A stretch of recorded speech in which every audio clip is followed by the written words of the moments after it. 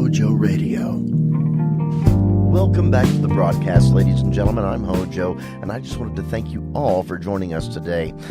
Today we're going to be going through, it's a very special day. It's Suspense Saturday. So we're going to be going through the library of Suspense episodes as close as I can get one by one. We're going to be starting it out with The Lodger from 1940. It was the audition episode. It was written by Alfred Hitchcock, believe it or not. Then we're going to skip ahead to 1942 with The Burning Court.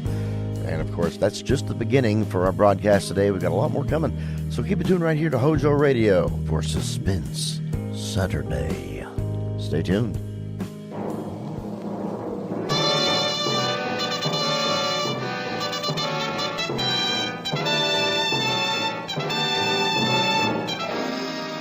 This is Hollywood and CBS presenting Forecast Number 4. Herbert Marshall, directed by Alfred Hitchcock in the first program of a proposed new series entitled Suspense.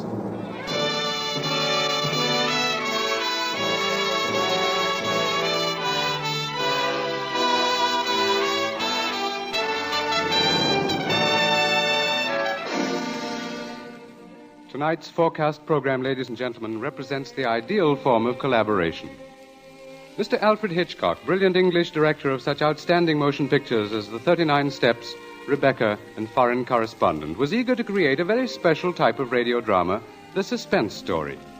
As narrator and star for his production, he thought at once of the distinguished actor with whom he had been associated in countless British film successes, Herbert Marshall. Mr. Marshall suggested that they dramatize a certain favorite story of his, and that story happened to be the very one Mr. Hitchcock had had in mind. Mrs. Belloc Lowndes' classic in Chills, The Lodger.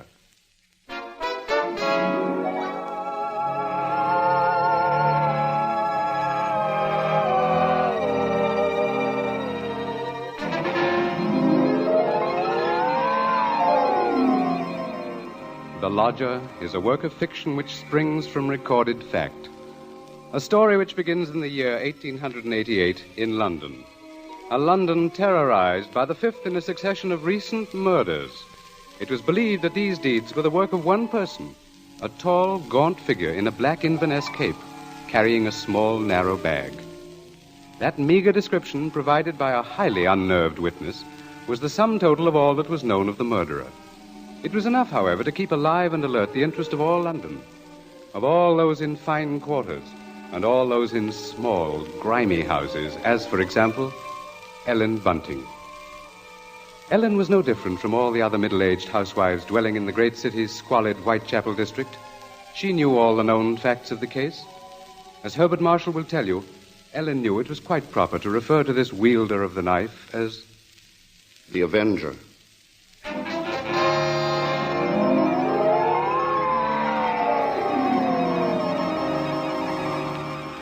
Of course, Ellen Bunting was far more concerned with her personal problems than with thoughts of the Avenger. Yet the case of that strange, elusive killer quite often forced all other matters from her mind. There was that mad, meaningless scheme he seemed to follow. All his victims, for example, had been women. All had been young, attractive, and, oddly enough, blonde. But Ellen could no more understand the motive for his brutal slashings than could the police.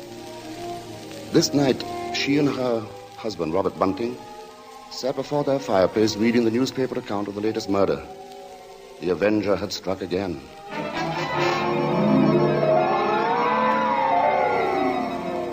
As Ellen expressed it, he might be anybody. He might be the fellow you pass on the street. Standing next to you. It's a terrible thought. Yes. If only the police had something to go on. It looks like that Avenger's just too quick for him. Look, it says here that this girl he got last night was like all the others. Pretty, blonde, and, described by her friends as a very light-hearted girl. What a pity. Did you ever stop to think who fits that to a T? In fact, fits all those girls? Why, my own Daisy. Oh, that's a horrible thought. Well, maybe it's a good thing she's with her aunt, then, instead of here. London ain't a safe place for any girl right now. Just the same, I can't help thinking how fine it'll be to have her back in. Now, Bunting, you know that Daisy seems just as much my own daughter as she is yours. But I'm telling you, there's no sense even thinking about having her back right now. We just can't afford it. Oh, I know that, Ellen. Only, well, maybe we could manage it some way. How? Haven't I scrimped myself half crazy trying to keep us going? But you don't care about that, do you? No, your Daisy's more important to you than I am. No, Ellen, that don't sound Oh, like you. I can't help if it don't. What are we going to do? Tell me that. We'll get along, dear. Something will turn up. Oh, we haven't had a lodger for months. Nobody even comes to look at the room anymore. Yes, but things will work out, Ellen. Oh, they ain't never going to work out. Soon we won't even have a roof over our heads and... What? Oh, I'm sorry, Robbie. I didn't mean to take on so... Oh, I know, dear, I know. It's all right. Oh, I didn't think it. It's just that I've been so worried. Well, don't you go worrying another second, old girl. Why, first thing you know, you won't be pretty anymore. You'll have your face all wrinkled. Now, and see now, here, come on, now, Bunting. let's see a smile. Come on, just have one smile. Leave me just alone. one smile like you used to, eh? Well, who do you suppose that could be? Awful late for visitors. Bunting, do you think it could be somebody looking for rooms? Well, it might be. You want me to go to the door? No, I'll go. You just stay here. Yes, all right. Now, be sure you get a good look at Louise before you let them in, dear. Oh, I'm coming. Oh, I do hope it's... Yes, sir? Is it not true that you let lodgings? Yes, sir. Won't you come in, sir? Thank you. Could I take your cape, sir? There's no need. Now, I'm looking for a quiet room. It must be quiet. Oh, we have that, sir. Above all, our house is quiet. Your bag, sir, may I take it? No, I'll hold it. You'll be so good as to show me the room, please. Oh, yes, sir. It's right up these stairs, sir. This way. Thank you.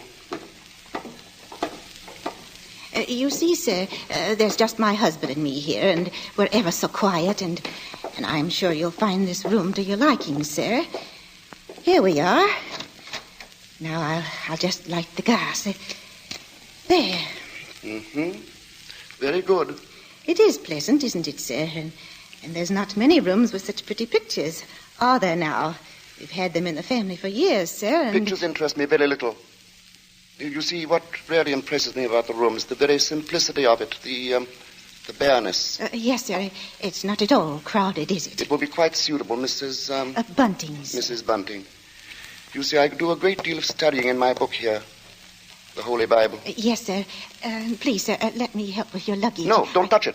Oh, but I only wish to... Oh, you only wish to help, of course. You must forgive me, Mrs. Bunting. It's just that I'm so very weary. Of course, sir. He bringeth them to their desired haven. Beautiful words, Mrs. Bunting. Indeed they are, sir. And now at last I have found my haven of rest. Yes, sir. Then you'll be taking the room. Let us see now.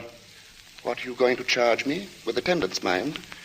I shall be staying in most of the time, and I shall be wanting meals. Oh, we can see to that, sir. Then does 30 shillings a week suit you? 30... Why, yes, sir. Yes, sir, that will be quite all right. Good, and I shall pay you in advance. My name is Sleuth, Mrs. Bunting. Mr. Sleuth. Sleuth. Think of a hound, Mrs. Bunting, and you'll never forget my name. 23, 4, 30 shillings. Thank you, sir.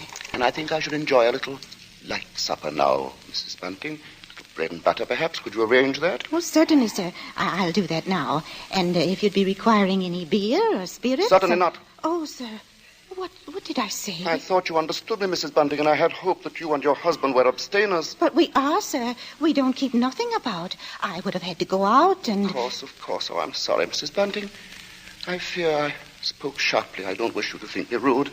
After all, you've been so kind, considerate. I hope I know a gentleman when I see one. Thank you very much. Now, I'll just hurry with your supper.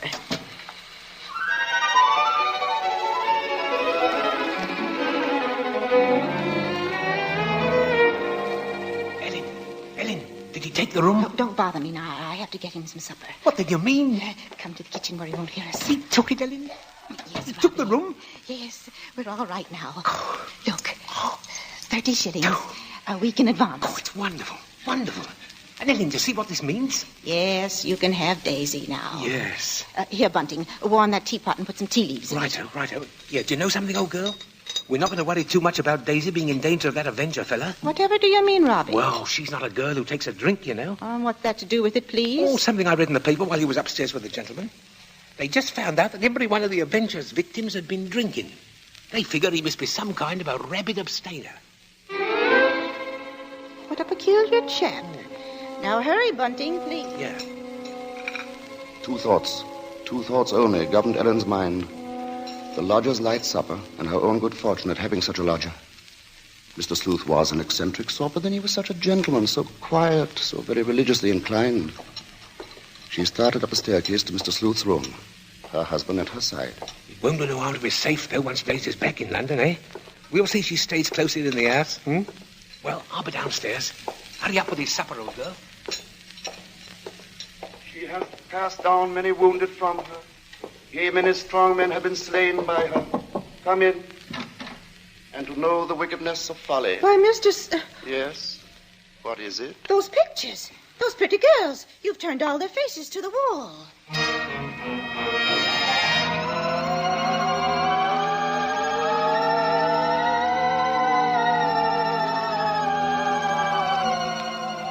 And that maneuver, that strange action, was the beginning of Ellen's concern.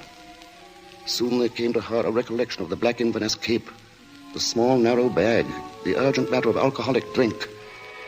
And these details began to shape themselves into a pattern which grew more disturbing with each passing hour. The day following, the lodger did not leave the upstairs room once, nor did he leave the next day. And the oddness of this took its place in the pattern. Then, too, the approaching arrival of Daisy, her stepdaughter, added to her concern. On the second night, her sleep was restless with vague, horrifying images. And so when she heard the first stealthy footsteps outside her bedroom, she was instantly awake. Tensely, she followed those steps down the stairs, down the hallway. She heard the front door open and then click shut. Utter stillness fell upon the house. And outside, the streets were so silent she could hear distinctly the clock from a church tower a mile away told the hour. In her troubled frenzy, she pictured a lone figure plodding through the deep fog, moving quietly, stealthily, stalking, searching, finding.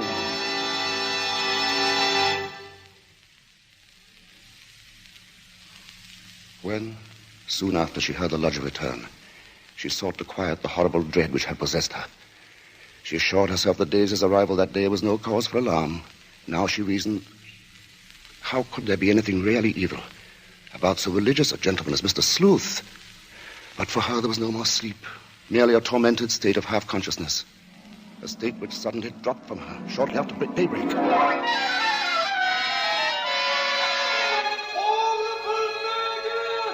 Horrible murder. That was the piercing scream of a newsboy far down the street. The Avenger strikes during night! Ellen Bunting heard the boy cry out the Avenger's latest stroke, made during the night.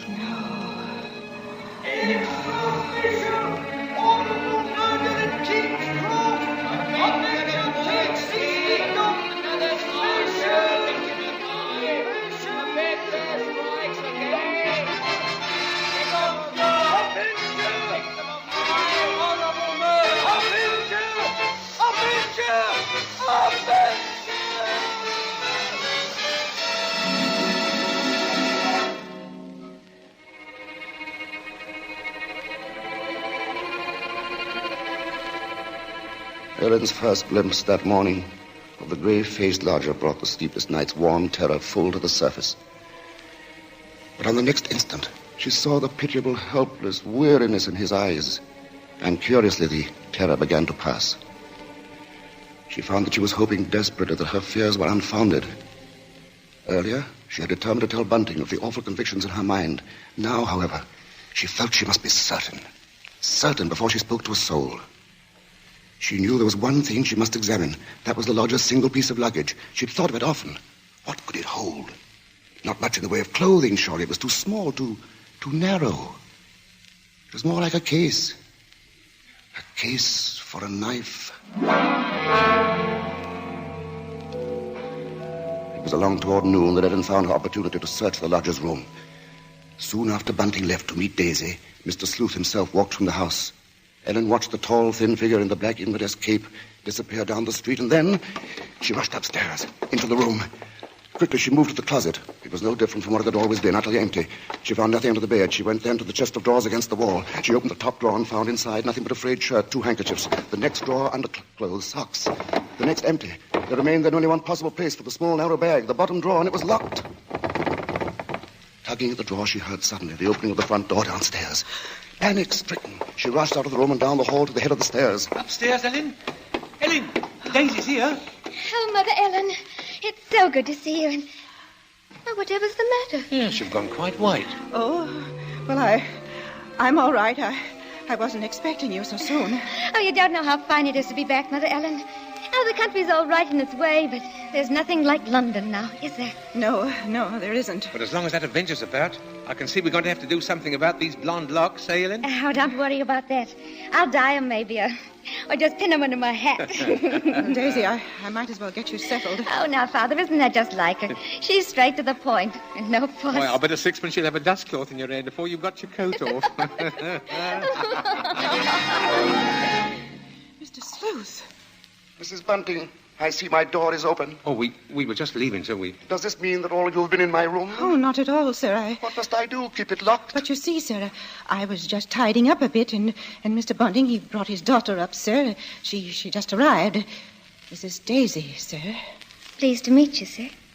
She's been away for quite a long while, you see, Mr. Sleuth, and that's why we're a bit excited, you might Yes, think. you must have been surprised when you came in, hearing us laughing and carrying on that way. Yes, I must say I was. However, Miss Daisy, there are all types of joy, are there not? Yes, I'm sure there are. The despicable evil joy of the abandoned and the divine happiness of the blessed. A vast difference, that. You do understand me, don't you? Why, yes, sir. Yes, Mr. Sleuth. I devoutly hope so, Miss Daisy. Nowadays, there are so very few young women like yourself who do. In fact, I all but despaired ever of finding one. If you'll excuse us now, sir, we'll be getting Daisy's things put away. Of course, Mrs. Bunting, and I must be getting to my room. Believe me, Miss Daisy, it's been a revelation to meet you. Oh, thank you, sir. I'm sure we shall have much to discuss. He's a queer one, all right. But such a gentleman, isn't he?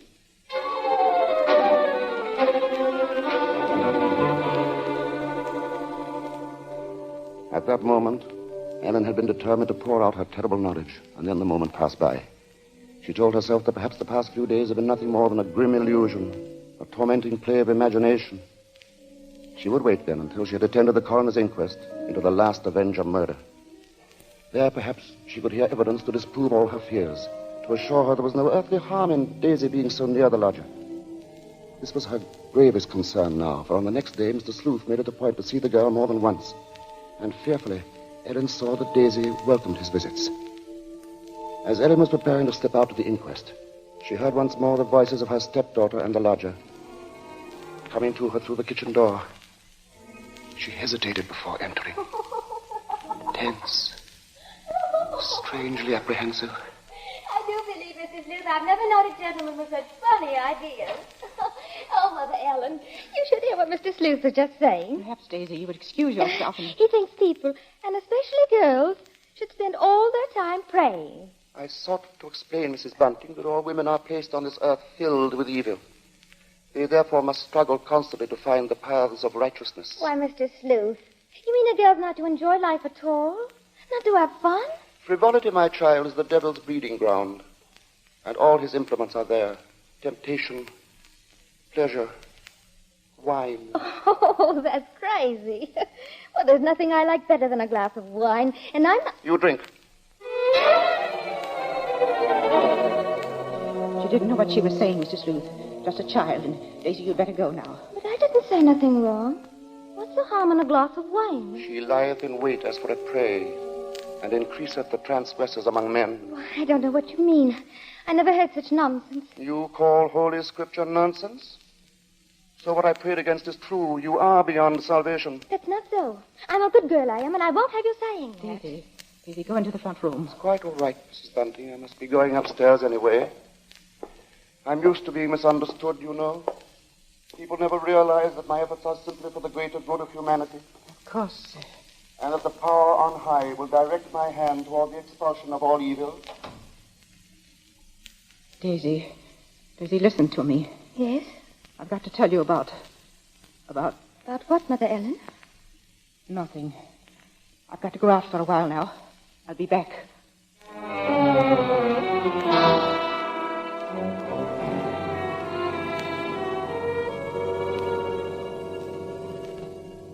The moment to reveal the secret horror had come again and passed. Ellen's sudden recollection of Mr. Sleuth as he stood in the doorway had overwhelmed her. She must give him this last chance, this last frantic search for disproving evidence, this trip to the inquest. If that chance should fail, then she would tell Bunting or the police. So with the knowledge that Bunting was left in the house to look after Daisy, she boarded the underground train bound for the coroner's court. But as the train pulled away from the station, a new torture came to her, began to mount in her mind. It was the sudden realization that provided Sleuth was the murderer, she was equally responsible for his crimes. She had been giving him protection. If anything should happen to Daisy, she would be equally guilty.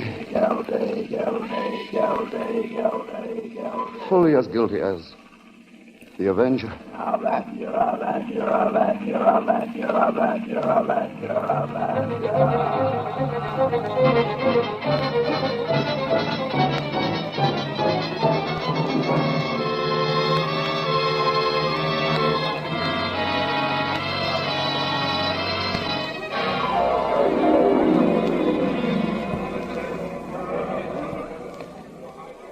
Ellen, seated at the rear of the small but crowded inquest room, listened to each of the witnesses as they were called. And from one of them she found the first hope she had known for many days. This witness lived next to the alley in which the Avenger had committed his crime that night. She had seen him from her window, and the man she described in no way resembled Ellen's lodger. But in another moment, Ellen's hope was swept away. It was pointed out that the fog had been so heavy that night that the witness could not possibly have seen the murderer from her window. She left the stand, replaced by a Mr. Cannot. This elderly gentleman was certain that he had not only seen, but talked with the Avenger. It was in Regent's Park, he testified, only a few moments before... A few moments before the murder, Mr. Coroner, when I saw him.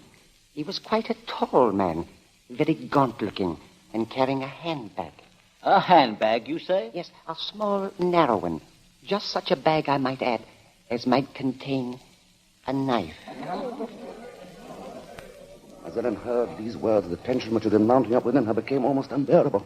Rigid with horror, she gripped the arms of her chair. She heard the coroner... I shall have to ask for more order in the court. And now, Mr. Cannot, I understand you heard this man speak. Oh, yes. He had a rather high, hesitating voice. An educated man, I would judge, but quite mad. What do you mean by that? Well, as he emerged from the fog, he was talking aloud to himself. Believe me, sir, he was reciting scriptures from the Bible.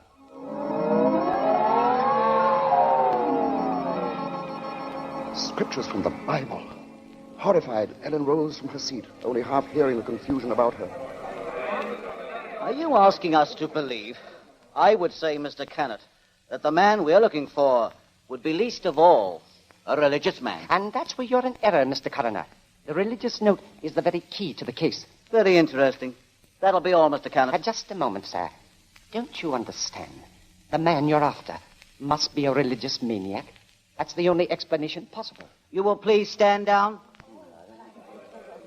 The court was dismissing the very truth. Ellen knew that now. She could no longer keep silent. Her hands shot forth, and she screamed. I want to say... Ellen Bunting, on the verge of speaking, had fainted. And then, when she was revived a few moments later, she said nothing. Her brain was in too great a turmoil, her nerves too shocked. Like one in a dream, she allowed herself to be led from the courtroom. The voices of spectators were only vague sounds to her. I thought she was going to say something. Yes, it was hysterics, eh? Yeah, that bit about the knife. Yeah, the knife. The knife. The knife. As Ellen Bunting proceeded homeward, the remarks from the spectators remained in her mind. She heard them over and over. Yeah, that bit about the knife. The knife. Just such a bag as might contain a knife. We'll see she stays close in the house, eh? No harm in being safe. Direct my hand toward the expulsion of all evil. Expulsion of all evil. What's the harm in a glass of wine? I didn't say nothing wrong. As Ellen neared her neighborhood, her dread increased. With each moving footstep, the grip of terror grew tighter, tighter about her. She moved faster, faster. If only she were in time. She was 2 streets away from the house. Then one. Then she saw Bunting. Sharply, like the thrust of a knife, she realized what this meant. Daisy was left alone with the lodger. Bunting! Oh, Bunting, tell me, Bunting. Where's Daisy? Where is she? I say, where? What, home? What? Oh, listen to me. Try to understand. Sleuth is the Avenger. What are you saying? Oh, Lodger, he's the Avenger, Bunting. Oh, but there's no time for that. Daisy's in danger. Hurry, hurry. Yes. Daisy! Daisy!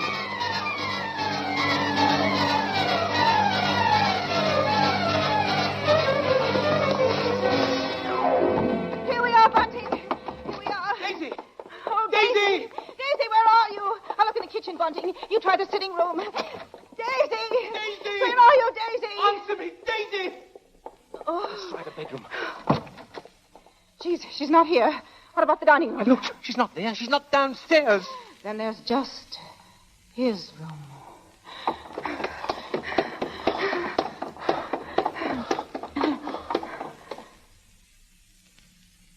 Go on. Open the door.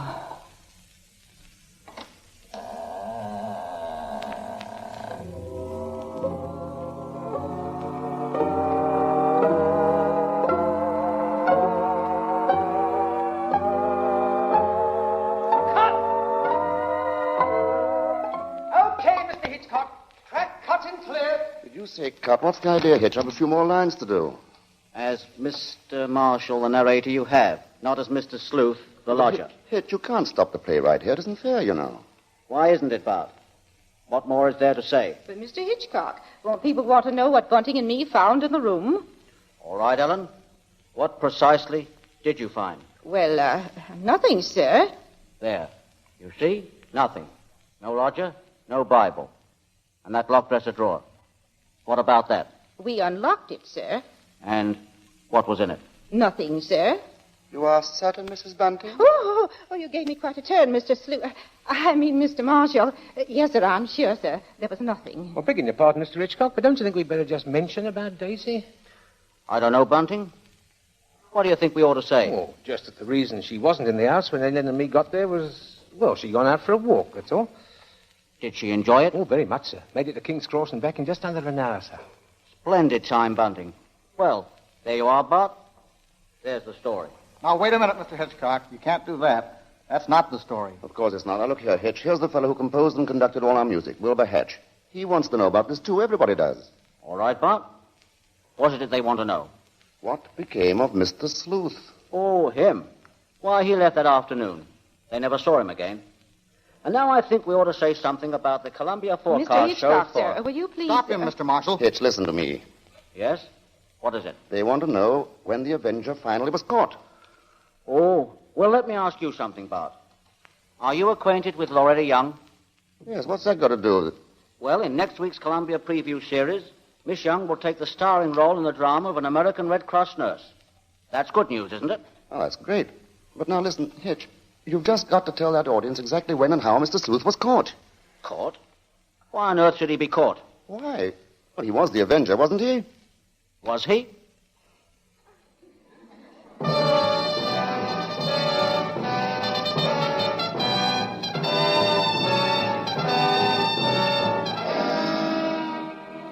Your guess, gentle listener, is as good as ours. Even Mrs. Bella Glounds, who wrote the novel, isn't entirely sure. For his masterful direction, our thanks to Alfred Hitchcock, whose latest pictures are David O. Selznick's Rebecca and Walter Wanger's Foreign Correspondent. For his superb characterization of Mr. Sleuth, our thanks to Herbert Marshall. And our thanks to the outstanding British character actor who tonight portrayed the role of Bunting, Edmund Gwen. If you liked tonight's program and want to hear more in the same highly original Hitchcock vein, radio versions of The Lady Vanishes and The 39 Steps, for example, write to CBS and tell us so. Your interest will help bring Suspense to the air as a weekly feature.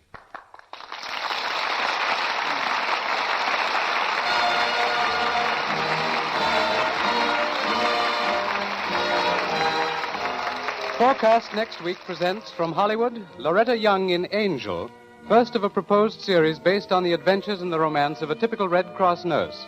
From New York, a new sort of comedy show, Ed Gardner as Archie in Duffy's Tavern, with Gertrude Neeson, Colonel Stoopnagle, Larry Adler, and John Kirby's orchestra.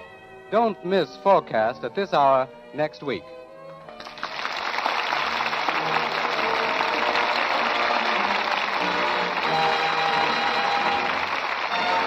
Thomas P. Benson speaking. This is the Columbia Broadcasting System.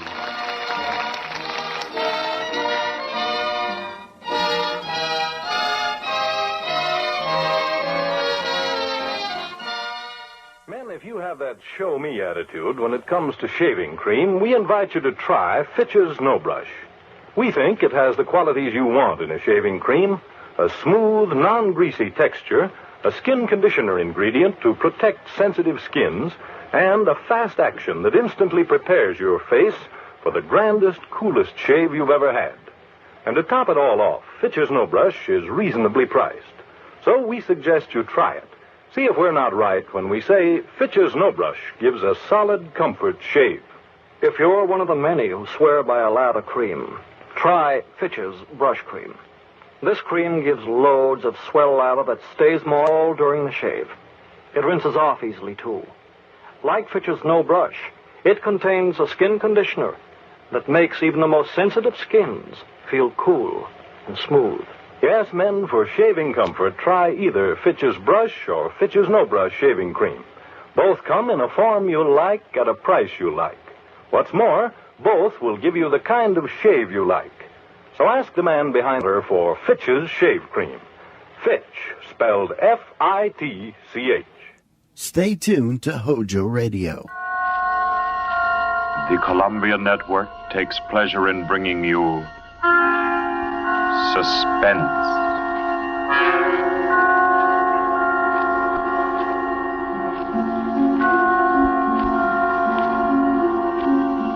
Suspense. Stories from the world's great literature of pure excitement. A new series frankly dedicated to your horrification and entertainment. Week by week, from the pick of new material, from the pages of best-selling novels, from the theater of Broadway and London, the sound stages of Hollywood, will parade the most remarkable figures ever known.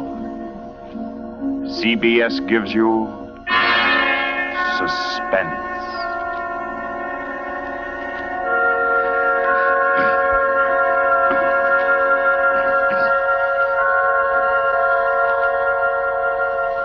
Tonight's presentation is one of the finest of the contemporary stories of mystery and terror.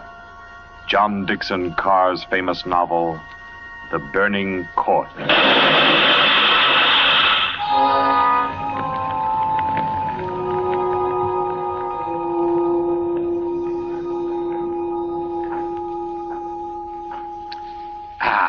A glass of sherry by the fireside of a beautiful suburban home.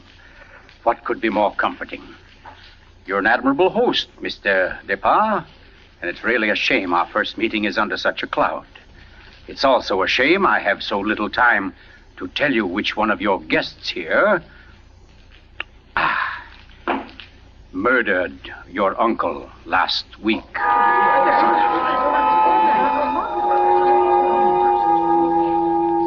Now, let's see now. I believe we're all here.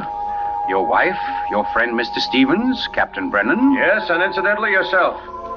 Just who did you say you were? Well, no wonder you've had so much difficulty with the case, Captain. My name is Cross, Godin Cross, the writer. As a matter of fact, it's because of my just completed book, Poisoning Throughout the Ages, that I happen to be here now.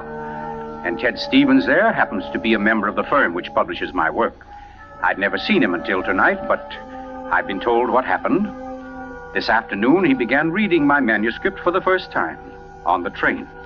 The commuter's train, which every afternoon deposits him safely and soundly here in Crispin. I imagine he was halfway home by the time he finished the first chapter. Then he turned a page. Attached to the following leaf was a picture. And looking at it, the young man stiffened suddenly and all but cried out his shock.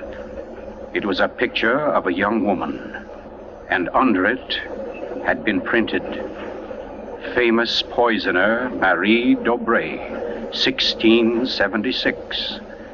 Ted Stevens was looking at a picture of his own wife.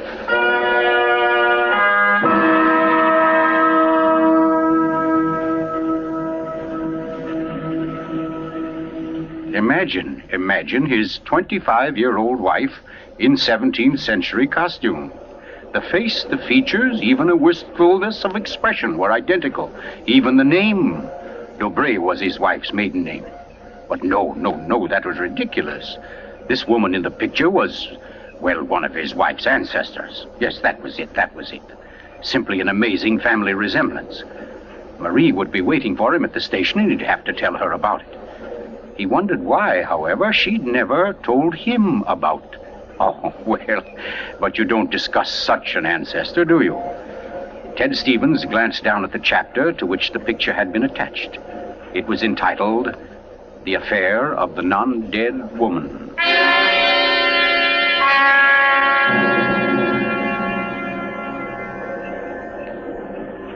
Hello, Ted.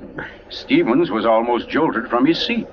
It was Dr. Weldon, professor of English at the college, an old friend of his. Quickly, he thrust the picture beneath the manuscript and moved over. Hi, I didn't see you, Doc. Oh, here, have a seat. Oh, I thought maybe you were giving me the, what do they call it? The brush off? Oh, no, say, as a matter of fact, Doc, you're the one man I do want to see. Yeah? Very flattering. Remember those discussions we used to have about murders? Better than bridge anytime. Well, I got the idea that you'd made sort of a hobby out of the old cases, the historical ones. Well, I've studied quite a number of them, yes. Ever hear of a woman named Marie Dobré? Marie Dobré? Marie Dobré. Oh, yes. That was her maiden name, of course. One of the finest specialists in arsenic poisoning you could ever hope to find. Oh, we're almost at our station, Ted. Let's get to the door. Yes, a real charmer Marie was. Must have disposed of 100 husbands, lovers, suitors, and just plain friends before she was caught. What happened to her, Doc? She was beheaded and burned. Crispin!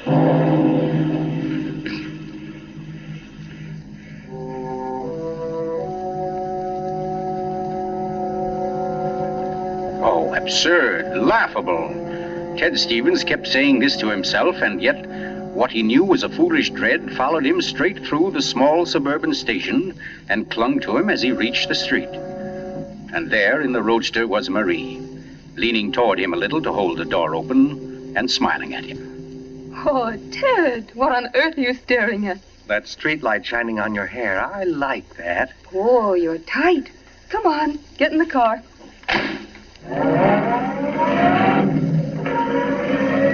Then, like a wisp of smoke, it was gone. The whole ridiculous fear, the delusion.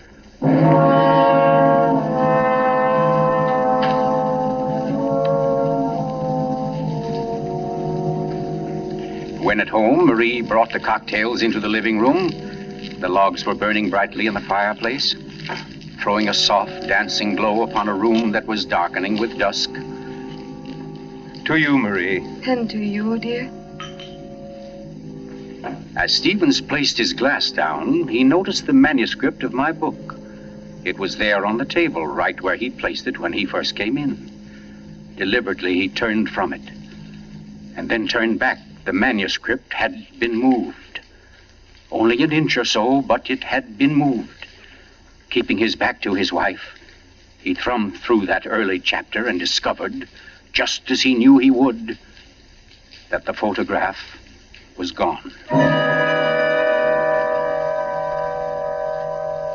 For a long moment, he thought of what to do. Then slowly, he turned around.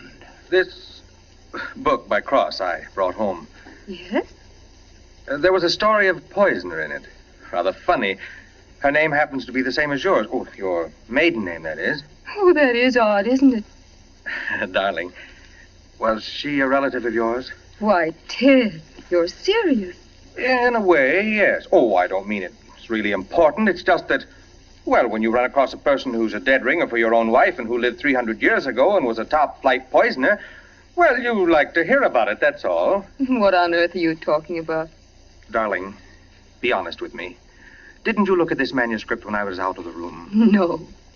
You didn't take out a picture of a poisoner named Marie Dobré? I most certainly did not. Oh, Ted, what is this all about? What are you getting at? Oh, just this. Somebody took that picture out of that manuscript since I'd been home. Now, who's that? Well, I'll take a look. Wait, I don't feel like... Why, it's Mark Depart. Mark? Ted, wait a second. Yes? Ted, whatever it is he wants, promise you won't do it. Promise I won't do it? I mean, promise you won't get yourself involved. Please, Ted, don't go out tonight. Say, what in the world is... Well, anyway, we can't let him stay outside. Mark, how are you? Come on in. Thanks, Ted. Just thinking about giving you a call later. Oh, let me have your hat. Oh, thanks. Marie, I hope you'll excuse me for popping in like this, but, well, I wanted to talk to Ted. It's rather important. Well, I don't mind at all. Come on, Mark. We'll step into the library. Oh, you mind, dear? Of course not, Ted. I'll be making the sandwiches for her. Oh, grab that chair in the corner, Mark. Well, let's hear it. What's the trouble? Ted, my Uncle Miles was murdered. Murdered? Oh, the talk hasn't reached you yet, but it's already started. Nothing definite, of course, just that there was something wrong about Uncle Miles' death. But I don't... Mark, are you sure of this? You know he was murdered? I don't know. Of course I don't. I just don't see how it could be any other way. Uncle Miles, you know, had been sick for quite a while, but last Saturday he seemed so much better that Miss Corbett, that was his nurse, decided to take the day off. And, oh, you know all this. You and Marie were over that afternoon. Anyway, Lucy and I went to the club that night, to that masquerade party, and we left the old boy completely alone. I've cursed myself 1,000 times since. But what about your housekeeper, Mrs., what's her name? Henderson. Wasn't she around? Oh, sure. In that little house out in back. We told her to look in now and then, but, well, that wasn't good enough. It was after midnight when Lucy and I got back. Uncle Miles was dying. Ted, it looked exactly like one of his regular attacks.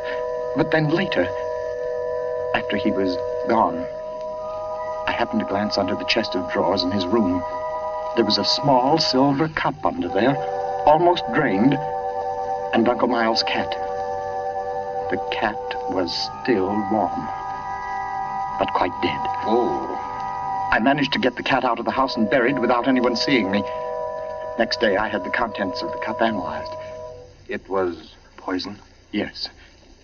Arsenic. Well, what do you want me to do? Help me open the crypt. What? I want to have a private autopsy performed. Help me get Uncle Miles' body out of that vault. Oh, I know it's a tough job. The thing is sealed solid, but we can do it. You mean without the police knowing about it? Without anybody knowing about it. Mrs. Henderson's visiting her sister, and I managed to send Lucy over to the club. You must be crazy. You're playing with dynamite, Mark. This is something you've got to tell the police now. I can't take that chance. But they'll have to know sometime. You're only I've delaying... got to know first, I tell you.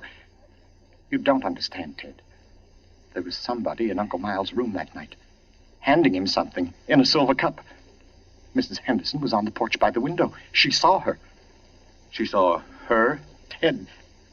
She thinks it was my wife. Oh, Lucy. It doesn't mean anything to Mrs. Henderson yet, because she doesn't suspect anything, but, well, Ted, you've got to see why I've got to be sure, why I've got to know how Uncle Miles died.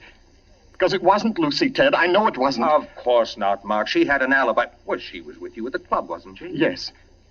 Except for half an hour. I see. You'll help me, won't you, Ted? When do we start? As soon as you can make it. Okay. Come on now. I'll get your hat. You trot on ahead, and I'll come over as soon as I can see Marie. But you're not going to tell her about this. Of course not. I'll think of something. Don't you worry about it. No, thanks, Ted. Thanks a lot. Marie? I'm coming. Darling, Mark asked me to... I know, Ted. Here, you better take these sandwiches with you.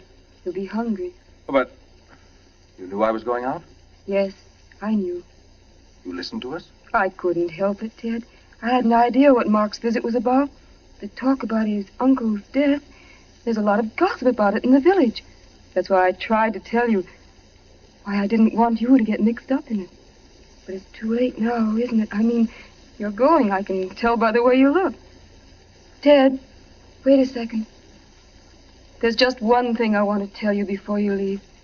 And that is that no matter what happens, no matter what you find or think or believe, I love you. You'll remember that, won't you? I'll remember you said so, Marie.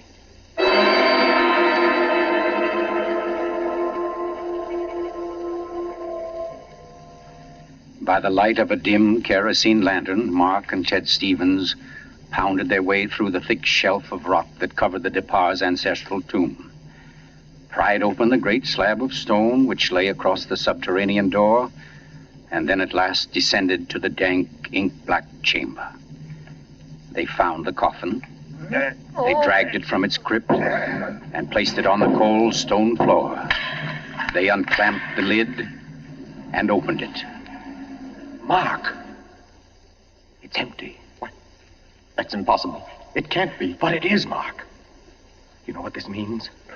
That body wasn't in this coffin when it was placed here. I'll swear it was, Ted. From the time that coffin was closed on Uncle Miles, somebody, the undertaker or Lucy or me, somebody was with it until it was buried.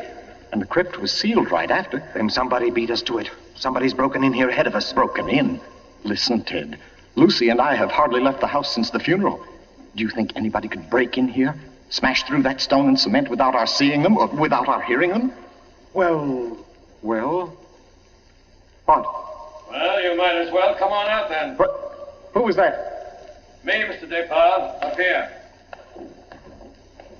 My name's Captain Brennan. I'm from the office of the Commissioner of Police. From the... Like to talk to you if you don't mind, Mr. Depard. Here, follow my flashlight up. But I don't understand. How did you know about this? By listening, mainly. You mind if we go up to your house, Mr. Depard? Why, no. Not at all. Oh, thank you. Oh, Freddie. Look here, Captain, Freddie, this is Mr. Depard, Lieutenant Gray. Glad to know you, Mr. Depard. And Mr. Ted Stevens, isn't it? Well, how did you know my name? Very simple. I got the names of everybody who was here at the Departs the day the old man died. You and your wife were included. Oh, here we are. But I don't... Captain, who gave you those names? Why, your housekeeper, of course. Mrs. Henderson? You didn't think Mrs. Henderson saw the dead cat, did you, Mr. Depart? But she did. She also saw you bury it. And we've been interested in the case ever since. Well, nice place you have here, Mr. Depart. Now, let's see. According to Mrs. Henderson, your wife was wearing some kind of a masquerade costume that night. What kind of a thing was it? Well, it was a... Oh, there, you can see it. It was copied from the dress in that old painting over there. Oh, yes. Funny, where's the woman's face? It's always been that way, long as I can remember. Somebody must have thrown acid on it or something. Can't blame them much. She was a poisoner. A poisoner? Yes. The story goes that one of my ancestors was responsible for her execution. Marie Dobré, her name was. Oh, yes, I've read about her. Learned all her poison tricks from one of her lovers, guy by the name of Godin Croix. Godin Oh, yes, Mr. Stevens. We cops read now and then. Did you say Godin Croix? That's French. We call it cross. Absolutely no limit to a cop's education, is there? But to get back to your wife, Mr. Depart, she was dressed like the famous Marie. Now, when Mrs. Henderson looked through that window... Just a minute, Captain. Mrs. Henderson can't prove she saw a thing, and you know it. What do you mean? I mean you haven't any right to insinuate that my wife was in that room. Well, who's insinuating? I'm trying to say that Mrs. Henderson, after thinking it over, realizes she was tricked by the costume. The woman she saw in the funny clothes, handing the cup of poison to your uncle, wasn't your wife at all. What? Because your wife is an unusually tall young woman. And the one Mrs. Henderson saw was fully half a head shorter. More on the order, let's say, of Mr. Stevens' wife. My wife? Captain, this is absolutely ridiculous. Well, I don't know. Why, what's the matter, Mr. Stevens? You're trembling like a leaf. Tell me now, just for fun, where was Mrs. Stevens that night? She was home with me. The whole evening? Certainly. She retired early? Yes, we both did. You, I suppose, were sound asleep by midnight. Yes, I was. Then how do you know where your wife was? Well, Look here, Stevens. She had to have a costume that would match Mrs. Depar's. How did she manage that? Where did she get it? Well, she never had one. She never had a dress like that. And what about her motive? Why did she poison him? I don't know. Not for money, certainly. Then what was it? Hate? Did she hate Miles Depart? Yes, she did. No. Oh, I don't know. I don't know, I tell you. Brown? Yes, Freddie? I phoned and got hold of Mrs. Depart and the nurse, all right. That Mrs. Stevens, I couldn't reach her. Her phone won't answer. Okay, have her victim. I'm going home. Stevens, come back here. I'm going to get my wife. Want me to stop him, Brennan? No, let go.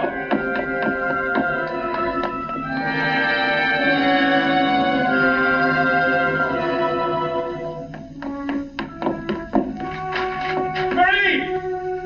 Marie, where are you? It's Ted. Marie, what have you done? Marie... Oh, good evening. Who are you? My name is Cross. Go down Cross. Cross? Where's my wife? What have you done to her? You fiend, what have you done to my wife? Why, nothing at all, young man. Here, sit down. You're lying. Something's happened to her. The police just phoned. There wasn't an answer. Why are you here? Why am I here? Well, because your wife, reading my chapter on the Dobrays, realized I knew more about the family than even she did. Because she found my phone number on the front cover of the manuscript. And because I know an exceptional case when I hear one. Does that answer your question? No, and you know it doesn't. Can't you see I've got to know whether... Yeah, I see. Whether your wife is that Marie Dobray, who was burnt by order of the High Tribunal for all poison cases, the burning court of France, witchcraft, black magic, the world across the threshold. You're quite sure, no doubt, also, that I'm Gaudin St. Croix, who first wooed her. No, my boy. No, my real name happens to be, of all things, Tom Simpson. Most unsuitable for a distinguished writing career. And Marie Dobray is no more your wife's real name than mine is Gaudin Cross. What? Your esteemed wife was an adopted child, Mr. Stevens. Adopted by people in Canada named Dobray. Remote members of the real family of poisoners. I can't believe it. Why didn't she tell me? Why? Because until I told her half an hour ago, she didn't know it herself. You see, in the course of my research on the family, I found out about it. And in the course of talking with your wife, I found out something else. How for years she was haunted by the fear that she might be a poisoner by inheritance, by blood. And you can see, can't you, why she never talked about it? Her past to you? Yes. And yet, Mr. Stevens, you had all but made her forget that past. You. And that's why she was willing to lie, to steal a picture, do anything, in order to hold you to her. Yes, I see that now. You know, young man, I rather think she loves you. But as you will see, though, she comes only when I call her. Mrs. Stevens? You mean she's... Yes, Mr. Cross. Marie, it's you. You're all right? Oh, yes, dear. We're both all right now, and nothing can change it, ever. Marie, listen. Don't say Marie, dear. Say Maggie. Maggie? Oh, that's my name, my real name. Maggie McTavish. And it's a lovely name, dear. The most beautiful, gorgeous... Darling, please. You don't understand. The police, they think you had something to do with Miles' death. They think I did. So, now, Mr. Stevens, before we go back to the Depars, don't you think you'd better tell me everything that's been said and done up to date? Having just saved your wife's soul from the burning court, now I'll wrest her body from the electric chair.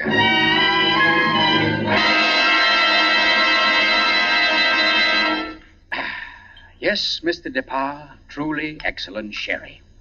Don't you think so, Miss Corbett? Yes, it's very nice.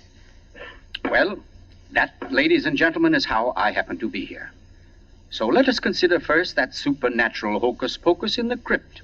That body that walked out of the sealed tomb. That body that never was in the tomb. Never was in the tomb? No, Mr. Depars.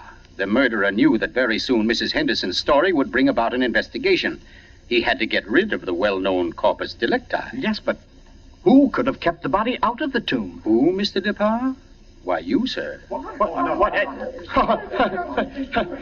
I don't understand. Well, it's very simple. You had the opportunity. I believe you said yourself you were alone with the body before the burial. And you had the strength. I dare say you carried it down to the furnace, where it's now probably nothing but ashes. Ridiculous. Why would he spend an hour smashing into a crypt for a body he knew wasn't there? Why, Captain? To impress Mr. Stevens, his witness. And also, apparently, you. Oh, that's perfectly fantastic. Fantastic? Oh, no, Lucy. Just comic. And I suppose, Mr. Cross, that I also put on a woman's masquerade costume, went into my uncle's room and handed him a nice cup of arsenic. No. That had to be done by a woman. Your accomplice, as matter of fact, Oh, now, come. You mustn't all look at Mrs. DeParr, because Mark DeParr's one noble act was his frantic effort to prevent his wife from being charged with the crime.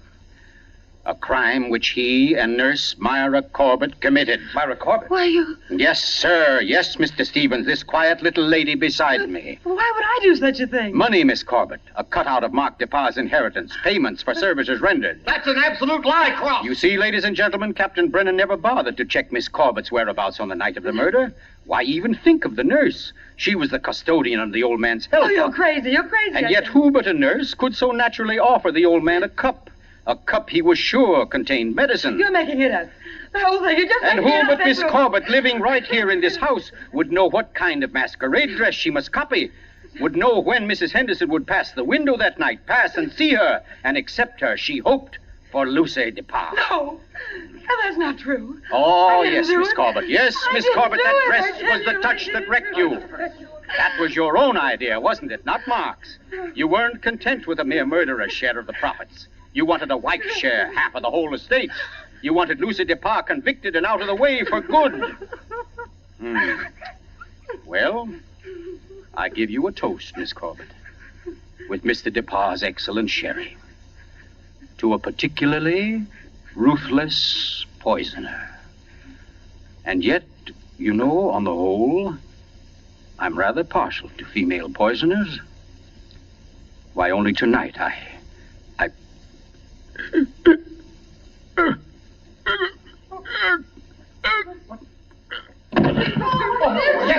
Here, let me get to him.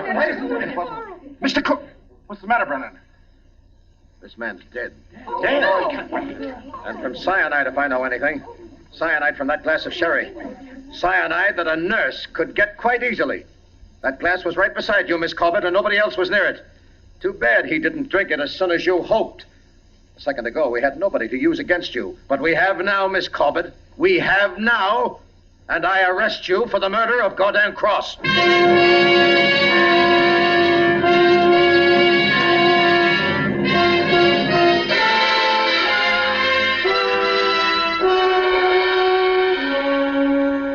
Now close to 5 months ago that the prominent author was murdered. And tonight, Myra Corbett pays with her life for that crime. The former nurse, at first protesting her innocence, in recent Yes, weeks has grown... I'm in here, dear. Oh.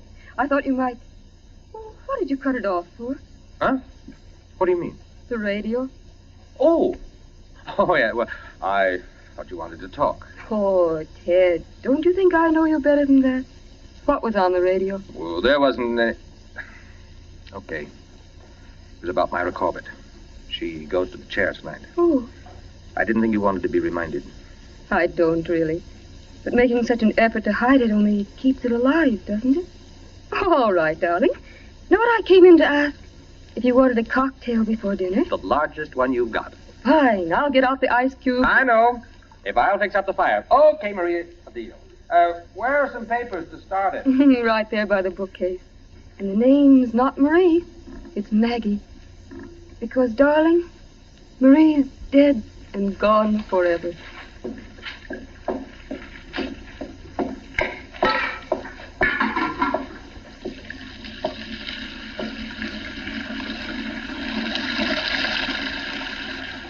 Oh, no, Marie.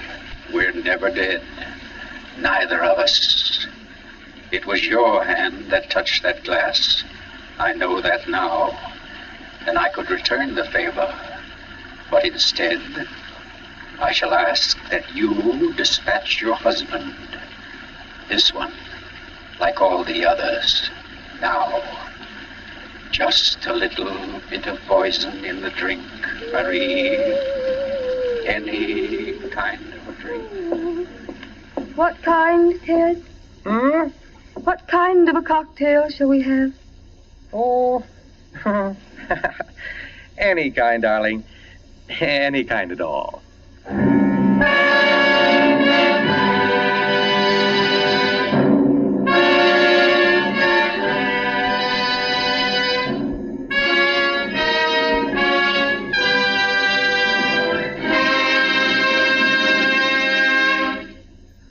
You've just heard The Burning Court from John Dixon Carr's famous novel, the first in Columbia's new series of outstanding classics and chills by world-famous authors. Tonight's play, ladies and gentlemen, has one rather special significance we think you'd like to know about. As you perhaps have heard, every fine comedian is said to cherish a secret desire to do an abrupt about-face. He pines for the part of a blackguard. Well, tonight you witness the fulfillment of one such desire. The role of that literary and quite infamous diehard, Gordon Cross, was portrayed by none other than Hollywood's expert provoker of laughs, Charlie Ruggles, here in New York for the world premiere of his latest screen success, Friendly Enemies. The role of Marie, well, that was enacted by a young lady who long ago won national acclaim as one of Broadway's most accomplished dramatic actresses, Miss Julie Hayden. Thank you, Charlie Ruggles and Miss Julie Hayden, for your splendid performances. The play tonight, as all plays in this series, was produced and directed by Charles Vander, written by Harold Metford and scored by Bernard Herrmann. Next week, we bring you an intensely exciting and moving drama, The Life of Nellie James. This is the Columbia Broadcasting System. Hey, welcome back to the show, everybody. Coming up next, we have Wet Saturday from 1942. Also from 1942, The Cave of Ali Baba. Hope you enjoy it. Stay tuned.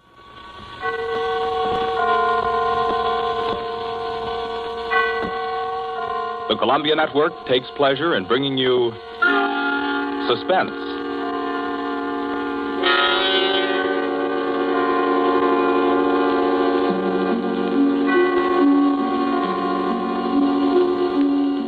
Suspense, a new series of programs with one strict purpose in view, your entertainment. Each week at this time, CBS sets aside 30 minutes to excite you, to mystify you, and on occasion to horrify you with a catalog of the world's great thrillers, dramas from the stage and screen, from fiction and radio, dramas that bring you suspense. This, the second offering of a new series, is a unique one. Certainly, it is one of the very few pieces of suspense literature that somehow manages to tickle your funny bone while busily engaged in tingling your spine. Make no mistake, though, nobody's kidding.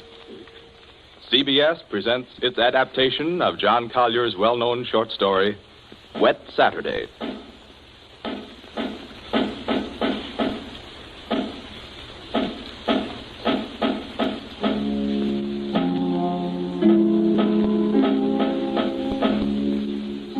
Yes, it's a wet Saturday. Never saw it rain harder. I'm Princey, Frederick Princey, just an ordinary family man. I've a son, a daughter, and a wife. I might be out golfing now if it hadn't been for the I'm rain. Mrs. Princey. I plan to drive over to the nurseries this afternoon for some arbutus. The borders, you know. But... Oh, the whole lot of them make me sick. Yes, I'm George, son and heir. I had a date to go punting. Couldn't find the blasted punt in this weather, so I'm home, too. I'm Millicent. I was going to play croquet. That's how I happened to have a mallet. Yes, that's the Princey family. We find them at home. Mrs. Princey, Millicent, George sprawled on a couch, Mr. Princey biting on a dry pipe. Their living room is dull and overstuffed. Rain beats at the windows. They are any middle-class family at home on a wet day, except for one small item. As you sit with them in the living room, you can see through the door to the sun porch a pair of men's feet, encased in black boots. They look like the feet of a curate. There's a tenseness in the room. The air is charged with excitement, but the feet are very still. Don't keep staring at them. Listen to me, all of you. Don't you see? They'd hang her. That's what they do. They'd hang her. Oh, Fred, it's too awful. Awful? It's catastrophic. A supposedly sweet, gentle, intelligent girl, respected, loved by the whole village, doing a thing like this. Think of the publicity, the disgrace. You think I'm going to resign from the bench, the vestry, sell out and Live in some foggy hotel abroad? Oh, no. No, I'll kill myself. I will. Don't be a fool. Any more than you have been, the governor means. Be quiet. Wouldn't be so bad if it were you. Everybody in the village knows you're not responsible. George. Yes? Get off that couch. Sit up on your spine. You might be of a little use here if you could think. Listen, Governor, this isn't my funeral. Oh, shut up. As long as I can remember, George, you've been a trial and a tribulation to me. Oh, I can't stand it. I can't stand it. You've got to stand it, my dear. And keep that hysterical note out of your voice. Do you hear? Yes. We are talking about the weather. Now, George. Yeah? George, if he fell down the old well, say, striking his head several times, what about it, eh? I really don't know, Governor. What about it? Don't be an ass. I'm asking you to think. He'd have had to hit the sides several times in 30 or 40 feet and at all the correct angles. No, I'm afraid not. I'm afraid not. We'll have to go over it all again, Millicent. Oh, no, Father. No. I couldn't. Millicent, we must go over it all again. Oh, Fred, you're torturing her. Oh, face facts, Mater. With him lying there, there's no use pretending it's a picnic. They might hang you, Millicent. Oh, stop that shaking. Stop it here. You must stop it. Just keep your voice quiet. Millicent, we are talking of the weather. Now, we will proceed. I can't. Not with those boots there. Oh, should have thought of those boots, Millie. I'm not moving them. Oh, sit up, George. Stop shuffling your feet. Now, Millicent, look at me. Answer me truthfully, you hear? Answer me. You were in the croquet courts. Yes. Who knew you were in love with this wretched curate? Oh, the whole village. They've been sniggering about it at the pub for 3 years past. What a filthy mess. Millicent, we continue. You were on the croquet court. Yes. You were putting the croquet set into its box? Yes. It was starting to rain.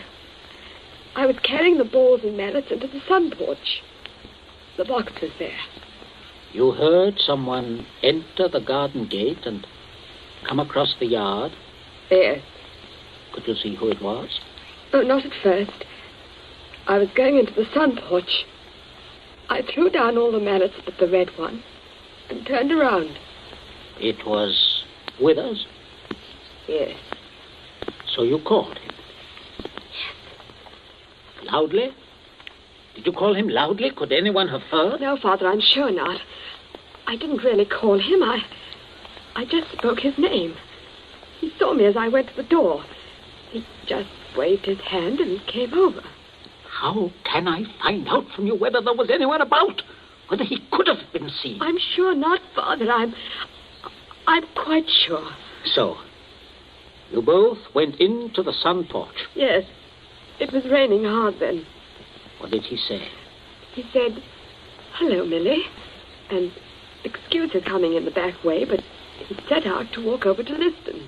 Yes? And he said, passing the park, he'd seen the house and suddenly thought of me. And he thought he'd just look in for a moment. He had something to tell me. Go on. He said he was so happy. He wanted me to share it. He'd heard from the bishop he was to have a vicarage. And it wasn't only that. It meant he could marry. Then he began to stutter and get all confused. And of course, I thought he meant me. Don't tell me what you thought. Tell me exactly what he said, nothing else. Well... Oh, dear. Oh, stop crying. It's a luxury luxury you can no longer afford. Tell me what happened. He said, no. He said it wasn't me. It's Ella Bragdon Davis. And he was sorry and all that. Then he went to go. And then? I went mad. He turned his back. I had the red mallet of the croquet set in my hand. I forgot to drop it in the box when he came. Did you shout or scream? I mean, as you hit him? No, I'm sure I didn't. Did he? Come on, speak up. No, Father. And then? I threw it down. I came straight in here. I went to look for Mother. That's all. My poor baby. No one. Leave the child alone, Fred. Not such a child, Mater. Millie, I had no idea Keep you had... quiet. I'm thinking. You see, George, he probably told people he was going to Liston. Certainly no one knows he came here, for he didn't decide until he crossed the park. He might have been attacked in the woods. We must consider every detail.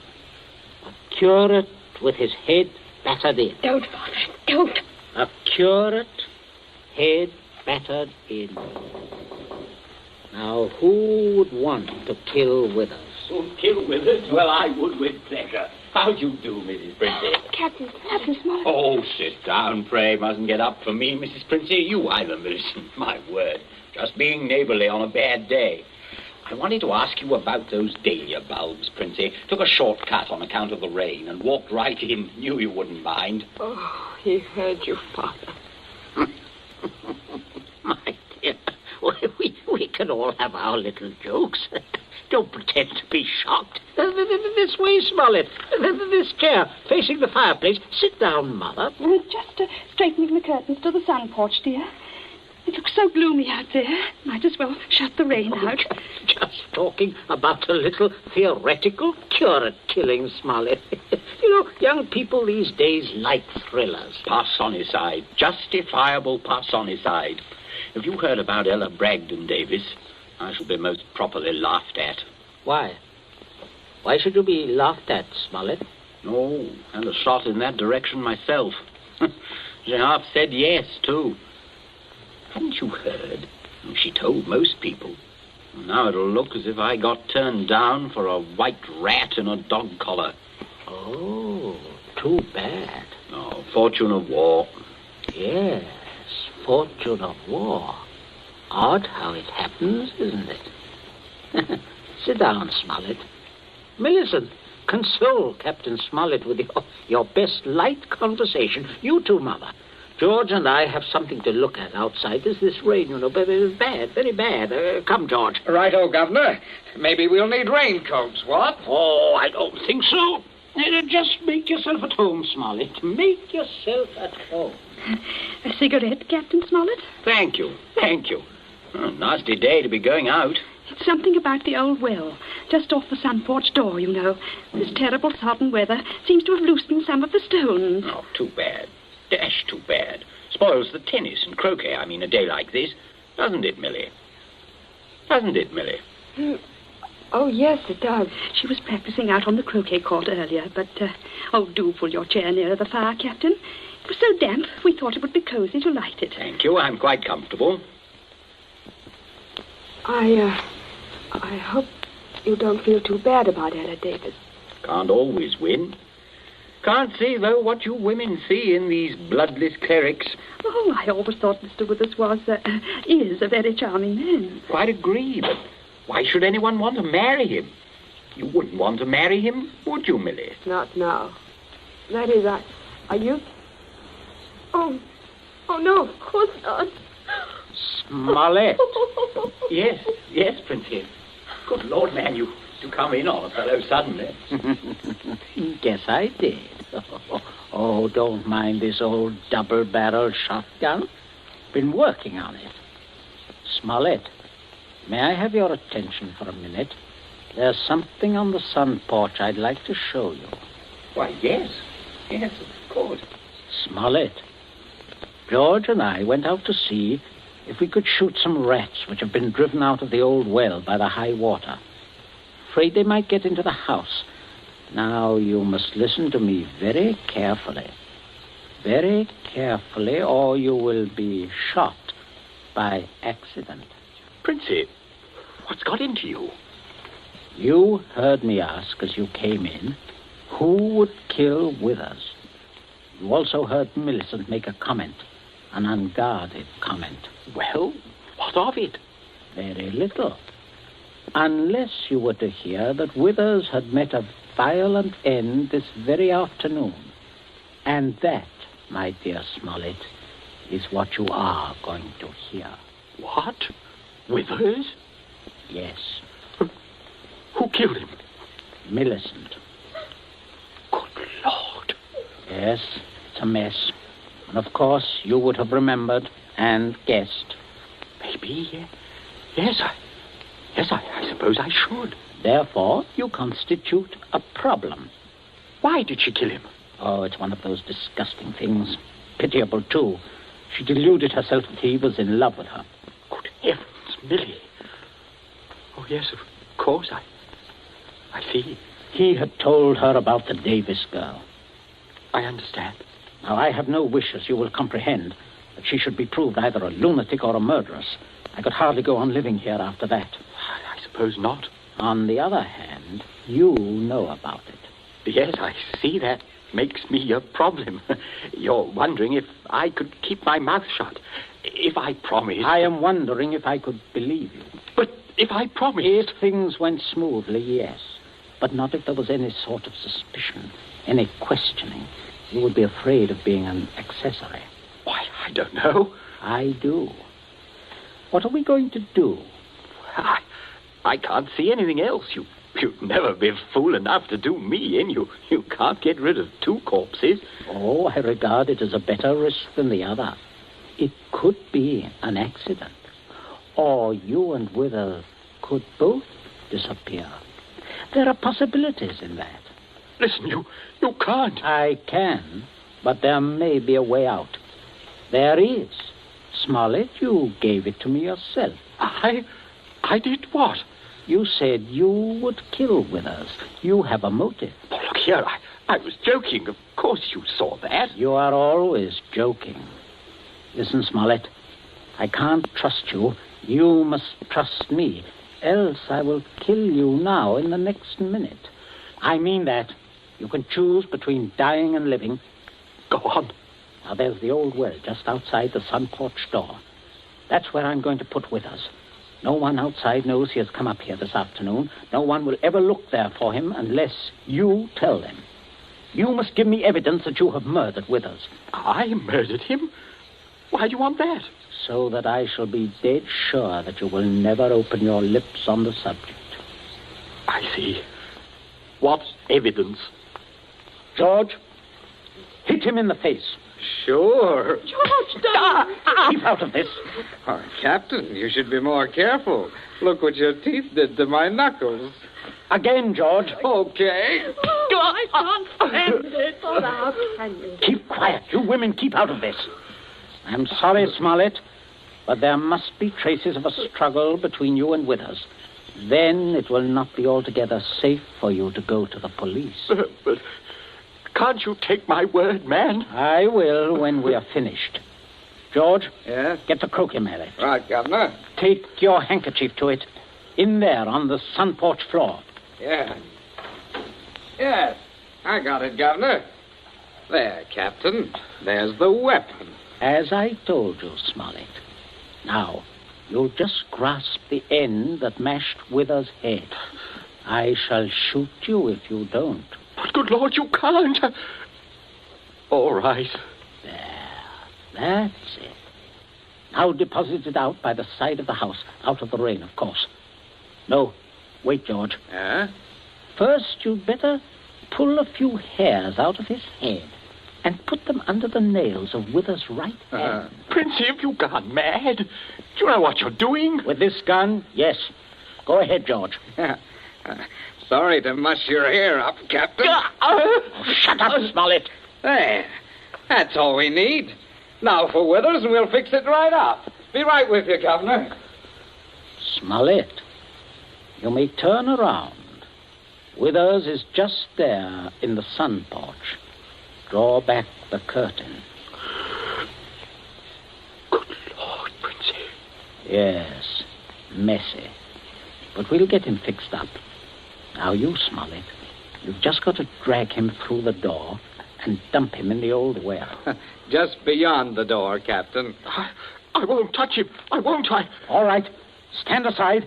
Out of range, George. Right. Only one place I want this bullet to go. Father. Oh, Father. Keep quiet. My aim's none too good. Wait a minute.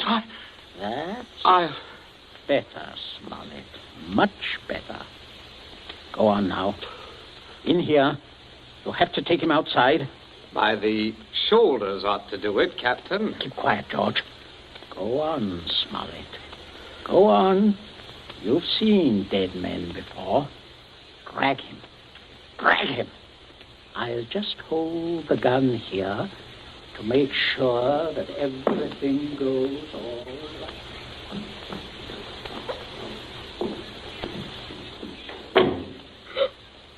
Oh, Mother, come away from the dim window, dear. Don't look. But, Captain Smollett, your father is a very resourceful man, Millicent. I'm sure what he's doing is right. But the Captain, I can't stand it. You mustn't question your dear father. I say, are you two still at it? There's enough trouble around here without blubbering. I'm not blubbering, George Princey. So, you see, Smollett, everything is perfectly safe. They'll never look in our well. You see how safe it is? I guess it is. Oh, good heavens, man, you're dripping wet. Why didn't you slip your raincoat on? Tea ready, my dear? In just a minute, dear. I'll ring for Bridget. Exactly what you need, Smollett. Cup of tea. Best thing in the world to ward off a cold. Sit down, won't you? Oh, don't mind getting the chair wet. Cigarette? Help yourself. I stick to my pipe, you know. Funny how... Princey, everything's hot, ma'am. Oh, Bridget, yes. Put the tray in front of me here, on the table. Yes, ma'am. That's it.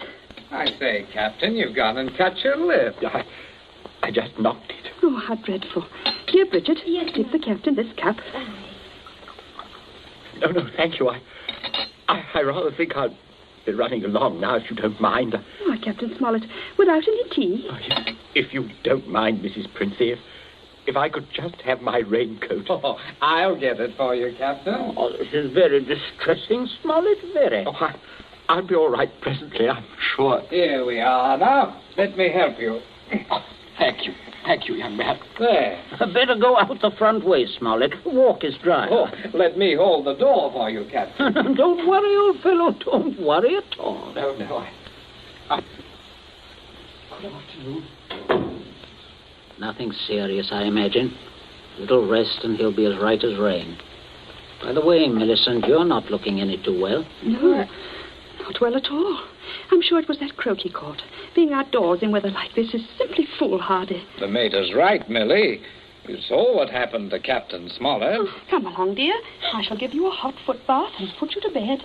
And a couple of days in bed, and you'll be fine again. Get plenty of rest, Millicent, and don't worry about a thing. That's the best cure. Well, I guess I'll have a little rest too, Governor. It's a fine afternoon for a nap.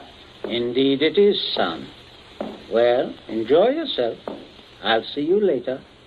I'll see you all later.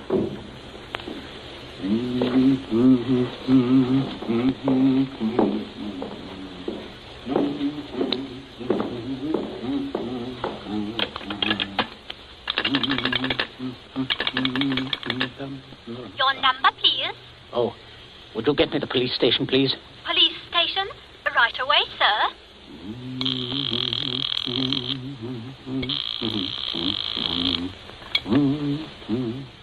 Police headquarters, Sergeant Yancey speaking. Oh, hello, Sergeant. This is Princey of Abbott's Road. I believe you know me. Oh, indeed I do, Mr. Princey. Sergeant, a horrible thing has just happened. Quite extraordinary. Murder, in fact. Murder? I'm afraid it looks rather bad for a close friend of ours, unfortunately. We saw him do it. I think you'd better send someone over right away. Well, our man should be there right about now, Mr. Princey. I beg your pardon? I say, our man should be there now. Constable Martin has his post right below your house there. Just rang in. Seems Captain Smollett was with him. Captain Smollett? He reported some rather queer goings-on at your place, but I certainly didn't understand it was murder. Just don't touch anything, Mr. Princey. And don't worry. Don't worry at all. No. No. I won't, Sergeant. Thank you. Governor, where are you? There's a man I'm right outside. here. Stop shouting. We have some visitors, Governor. Oh, yes. Yes, I can see that. Well, Constable, good afternoon. Good afternoon, Mr. Princey. And Smollett, I say what a remarkable fellow you are, coming back like this. Here to reenact the crime? Only the one against me, Princey. The one against the curate I'll leave to you people. Extraordinary sense of humor. Mr. Princey, I just had a look at what's in your well. Not a pretty sight, that. Not pretty at all. Yes, Captain Smollett was thorough, if nothing else. You saw him when he did it, sir, out in the back? Oh, quite. We were just returning from a walk. Smollett evidently had been laying for the curate, hiding out in those bushes by the road, I imagine. He was never inside this house? Never. And you say, Captain? I say that while I was inside this house, a guest of the family, I was coerced into dragging the curate's body outside and dumping it in the well. Well, there we are. Not entirely, Constable. I'll just remove my raincoat. There. And demonstrate how damp I got my clothes when I went outside without it. No. That's interesting, isn't it? Quite. He undoubtedly removed his coat at some point between here and your post. I might as well tell you that his weapon, a red croquet mallet, is out by the side of the house. I shouldn't be at all surprised, but that you'd find his fingerprints all over it. All over the end of the mallet, Constable. The end that mashed Withers' head. And not the end I'd have had to grasp in order to do the mashing. Governor! That's a decent try, Smollett, but it won't work. There must be other evidences, Constable. You'll undoubtedly find them when you examine the body. Oh, he means my hair under Withers' nails. Well, sir, if you look carefully, I believe you'll find a few of my precious hairs under his son's nails, too. Here, what are you trying Shut up. Constable, this is an utter waste of time. So far as the violent struggle between Smollett and Withers is concerned, Smollett's face speaks for itself. Quite eloquently, I believe. Oh, but no more eloquently than your son's knuckles. As you see, Constable, a fresh abrasion. He did that on my teeth. Or did he? What? I say, or did he? He might have done that on Withers' teeth. Oh, I see. I see what you mean. But I didn't. Governor, he said I... Oh, keep still, you nitwit. Let me think. As a matter of fact, George, the more I think of it, the more I'm convinced it was your voice I heard. Quite a vigorous quarrel. Something about the curate jilting your sister. Oh, don't be ridiculous, Smollett. Very well, Princey. If your son didn't do it, who did? That's what I'd like to know. How about it, Mr. Princey? Well, that is a sticker, all right. George, my boy, it looks like you're elected. Elected? What do you mean? I didn't do it. Why, I had nothing to do. Keep your mouth shut, will you? I won't. I'm not going to take the blame for her. Millie did it. She did it with that mallet. I saw her. You could prove that? Prove it? Yes. Her fingerprints on the mallet. The handle. Why, George, don't you remember when you made me touch the mallet? When you picked it up with your handkerchief? No, George, I'm sure you wiped that handle clean. Oh, well, I could hardly expect you to remember that if you can't even remember killing the curate. Governor, I told you to keep still. But, Governor, you're not going to turn me over. As long as I can remember, George, you've been a trial and a tribulation to me. Governor, You shouldn't have done it, son. You really shouldn't. No, George, that was definitely wrong. I say, Princey, I think I'll have that cup of tea after all. Nothing like it in weather like this. Wet Saturday, from the short story by John Collier. You have just heard the second in Columbia's new series, a series designed to bring you the best in thrill entertainment. Outstanding dramas from the field of fiction and radio, stage and screen. Dramas of pure Suspense.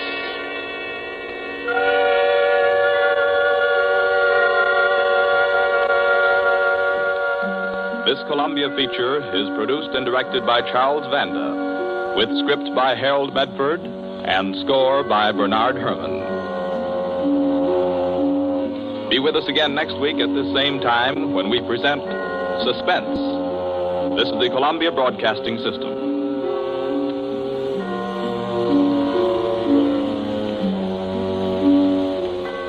And the bright side of the picture. Remember, when you give the wearing parts of your car good protection, that helps it stay young and act young a long, long time. So give your automobile the modern method of lubrication, Gulflex registered lubrication. Here's why. First, expert Gulflex operator works from a master chart of your model car, thus protects each wearing point in the chassis and body. Second, the Gulflex man uses not just 1 or 2 greases, but 6 special lubricants, especially developed by lubrication authorities. And third, here's proof of how good these lubricants are. In recent tests by Gulf engineers, Gulflex chassis lubricant, for instance, stayed in the shackles 30% better and lubricated nearly 100% longer than the average of competitive products tested. So get Gulflex registered lubrication, a much better than usual grease job at no extra cost. Remember, too, that your good Gulf dealer is also ready with splendid motor oils and gasolines, such as Gulf No-Nox gasoline, the extra value gasoline that has been especially designed to stop harmful pounding and hammering inside your engine. Make it a habit to stop regularly at your neighborhood good Gulf dealers, your headquarters for making your car last longer. Keep it tuned right here to HOJO Radio for more classic old-time radio.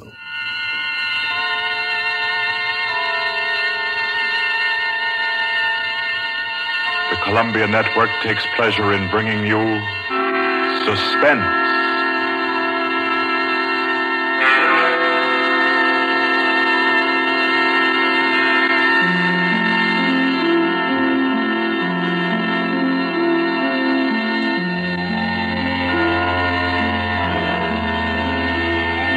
Suspense, Columbia's play theater of outstanding thrillers, produced and directed by William Spear and scored by Bernard Herrmann.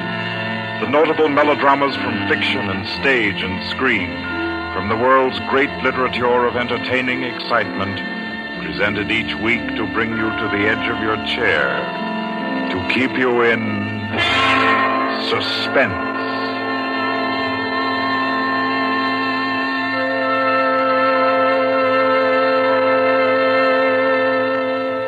Tonight's adventure in suspense is from the pen of Dorothy Sayers. She called it The Cave of Ali Baba. Like the tale told by Scheherazade, a distinguished ancestress in the storytelling art, Miss Sayers' thriller deals with 40 thieves and with 2 magic words.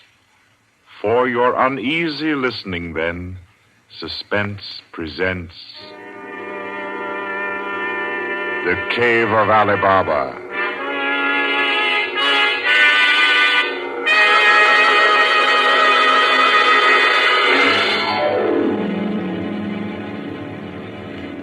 On a Saturday afternoon in January, in the grim and narrow house in Lambeth, a man sat eating kippers and reading the daily paper. He was smallish and spare, with brown hair rather too regularly waved and a strong, brown, pointed beard. His double-breasted navy blue suit, his socks, tie, and handkerchief were all scrupulously matched, and his brown boots just a trifle too highly polished. He did not look a gentleman, not even a gentleman's gentleman.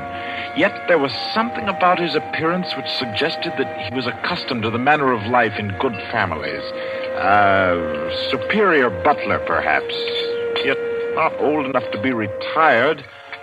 A footman who had come into a legacy, yes. He had just finished eating, and he was sipping his coffee when a slight noise at the front door caught his ear. Swiftly, too swiftly for a quiet little man sitting eating kippers and reading his paper on a Saturday afternoon, he sprang up. He dashed through the small hallway and he flung the door open. Of course, no one in sight. The Society is at least dramatic in its delivery of its correspondence. And as if he knew what he would find, he shut the door and turned to the hat stand in the hall. An envelope had been placed there.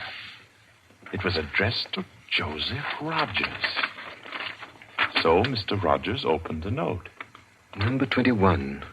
An extraordinary general meeting will be held tonight at the house of number 1 at 11:30.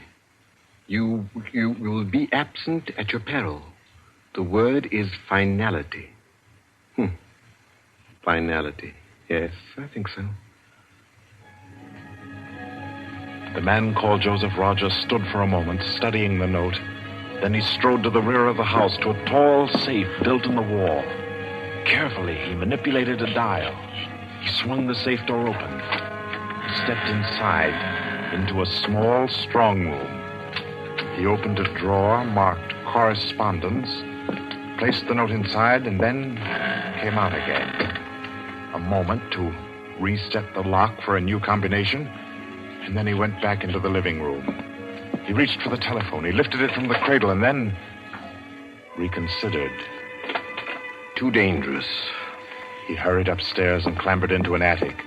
In the furthest corner, he searched for and found a knothole in the woodwork. He pressed it. A concealed trapdoor swung open, and he was in the loft of the adjoining house.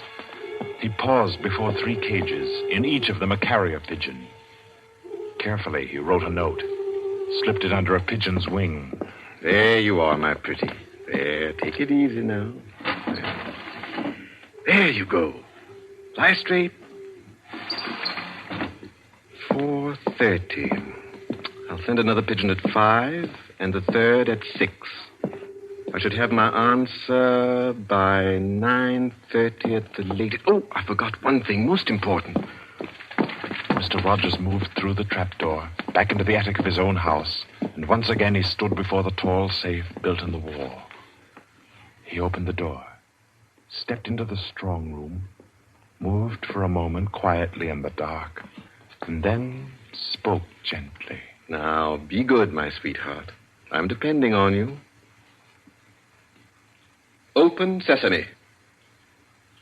Come on now, old thing. Open sesame. Open sesame. That's better. That's very much better.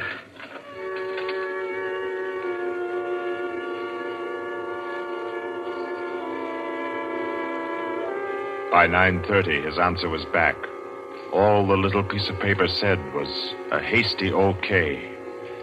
At a quarter before 11, he took his revolver from a locked drawer, inspected it carefully. Yes, loaded it with cartridges from an unbroken packet, and left the house. He walked quickly, keeping well away from the wall. And when he climbed on a bus, he sat next to the conductor, where he could watch all who got on and off. By 25 minutes after 11, he was out on lonely Hampstead Heath, pausing in the shadow of a large tree to adjust a black velvet mask, on which, in white thread, was stitched the number 21. Then he stepped briskly to the door of the villa that lay before him and...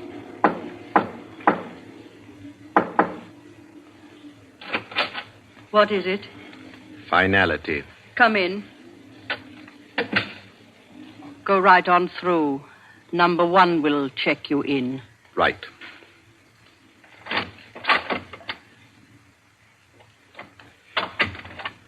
"21, sir.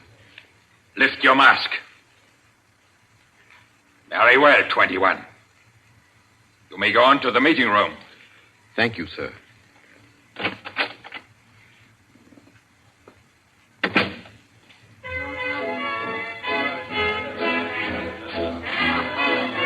The room of the villa in which Mr. Rogers now stood was a large one, a brilliantly lighted room. There was a gramophone in one corner, blaring out a jazz tune. To its rhythm, couples, masked men and women, were dancing. Some were in evening dress, some in tweeds and jumpers. In another corner of the room was the bar. Mr. Rogers went up to it and asked the masked man in charge for a double whiskey. He consumed it slowly, leaning on the bar. The room filled. Presently, someone moved across to the gramophone and stopped it. Mr. Rogers looked around. Number 1. The massive gentleman in evening dress who had checked him in appeared on the threshold. A tall woman in black stood beside him. Her mask, embroidered with a white number 2, covered her hair and her face completely. Only her fine bearing, her white arms, and her dark eyes, shining through the eye slits, proclaimed her as a woman of power, of physical attraction. The masked dancers were silent now as number 1 spoke. Ladies and gentlemen, we are short 2 members tonight. I need not inform you of the disastrous failure of our plan for obtaining the plans of the Court Windlesham Heliscoper. Our courageous and devoted friends, number 15 and number 38, were betrayed and taken by the police.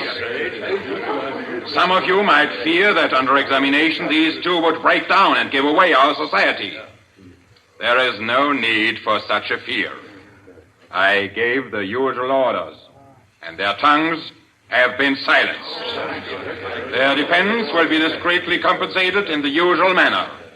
I call upon number 12 and 34 to undertake this agreeable task.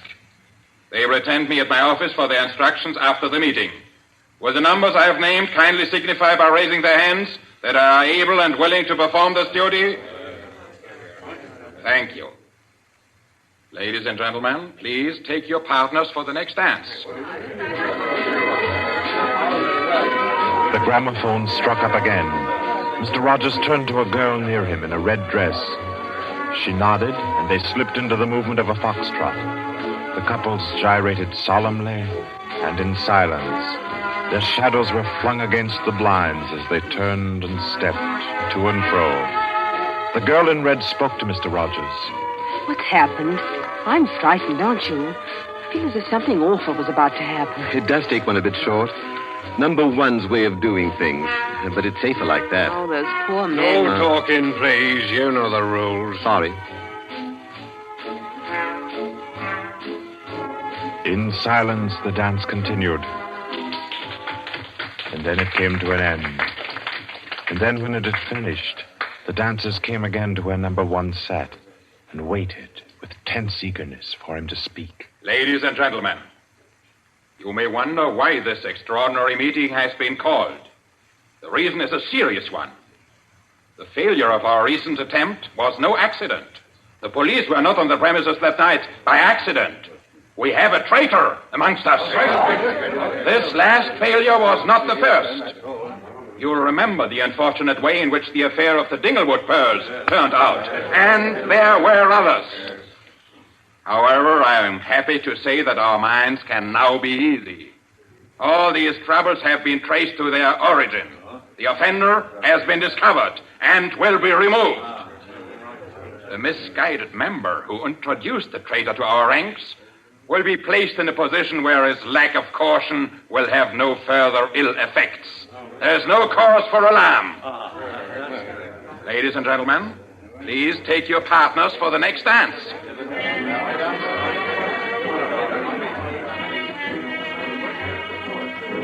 Again, the gramophone took up its bizarre monotony, and the masked dancers glided and turned. And their movements were sharper, more staccato. The girl in red was claimed by a tall mask in evening dress. A hand laid on Mr. Rogers' arm made him start. A small, plump woman in a green jumper slipped a cold hand into his. The dance went on.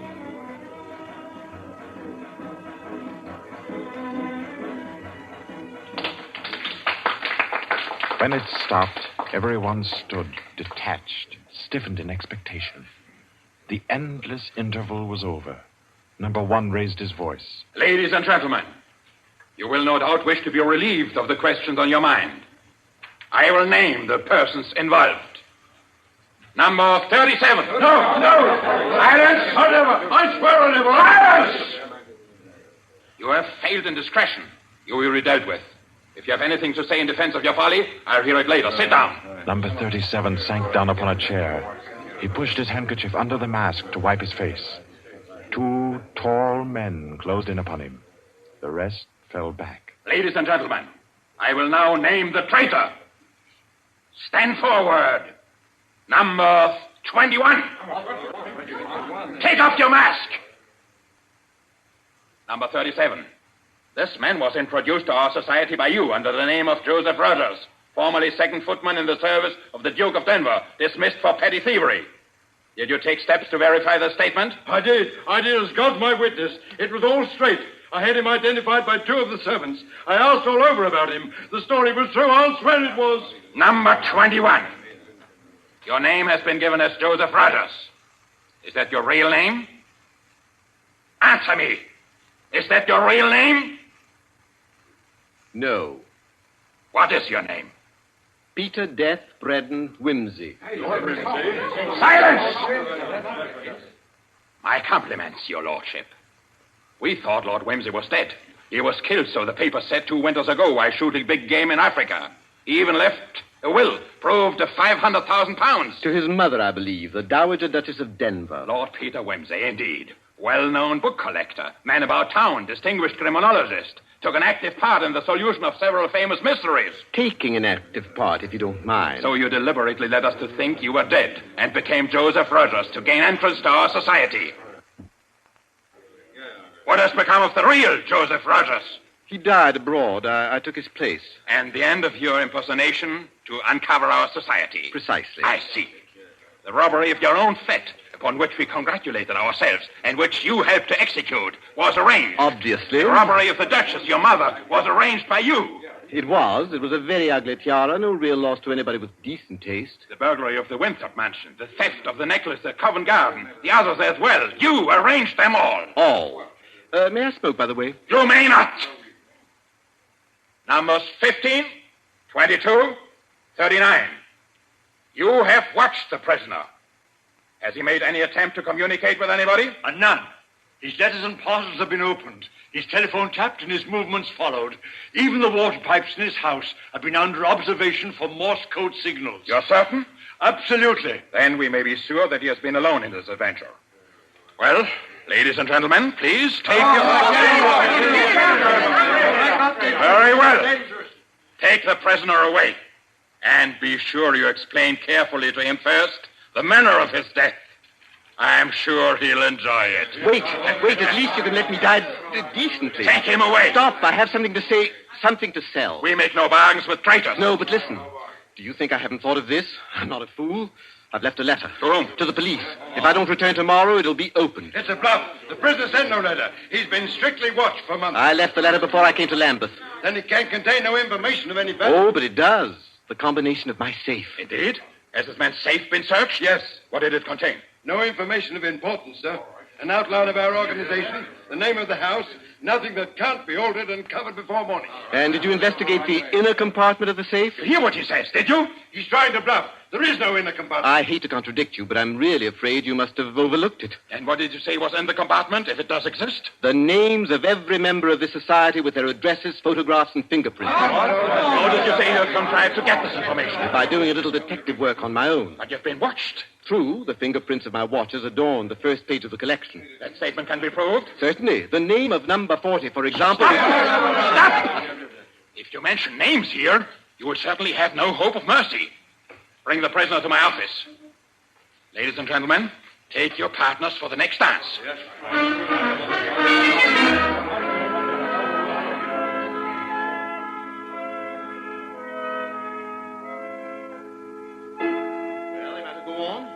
Prove that I know your gang from number 1 through number 25. Do you want me to prove that I know the others as well? My lord, your story fills me with regret that you are not, in fact, a member of our society.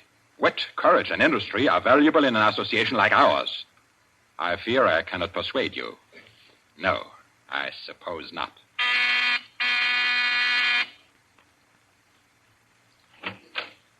Yes? Ask the members kindly to proceed to the supper room.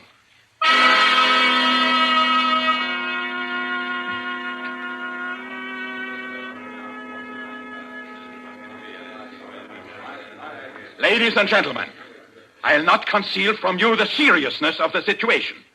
The prisoner has recited to me 25 names and addresses which were thought to be unknown except to their owners and to me. There has been great carelessness. Fingerprints have been obtained. He showed me some photographs of them. He tells me that the book of names and addresses is to be found in the inner compartment of his safe, together with certain letters and papers stolen from the houses of members, and several objects with fingerprints. I believe he tells the truth. He offers the combination of the safe in exchange for a quick death. I think his offer should be accepted. What is your opinion, ladies and gentlemen? The combination is known already. Fool! This man is Lord Peter Wimsey, a scientist of crime. Do you think he will have forgotten to change the combination? Oh, I say give him the promise. Time's getting short. You agreed? It's a bargain, Wimsey. What is the combination? The word of the combination is unreliability. And the inner door, the inner compartment? In anticipation of the visit of the police, the inner door is open. Good. Number 12 and 36. You will go to the prisoner's house and... Why should any more members... That's right. I agree. Nobody ought to be trusted. Then what, ladies and gentlemen, do you suggest? You go yourself. You're the only one that knows all the names. You go yourself. I second that motion. Is the wish of the meeting, then, that I should go? No. I say no. No, don't go. Number 1 is our president, the head and soul of our society. If anything should happen to him, where should we be? You've all blundered. We have your carelessness to thank for all this. Do you think we should be safe for 5 minutes if he were not here to repair your follies? Well, there's something in that. If you will pardon my suggesting it, the lady appears to be in a position peculiarly favorable for the reception of the president's confidences. The contents of my modest volume will be no news to her. Why should she not go herself? Because I say she must not. If it is the will of the meeting, I'll go. Give me the key of the house. Here. Is your house watched? No. If I have not returned in 2 hours, act for the best to save yourselves. And do what you like with the prisoner.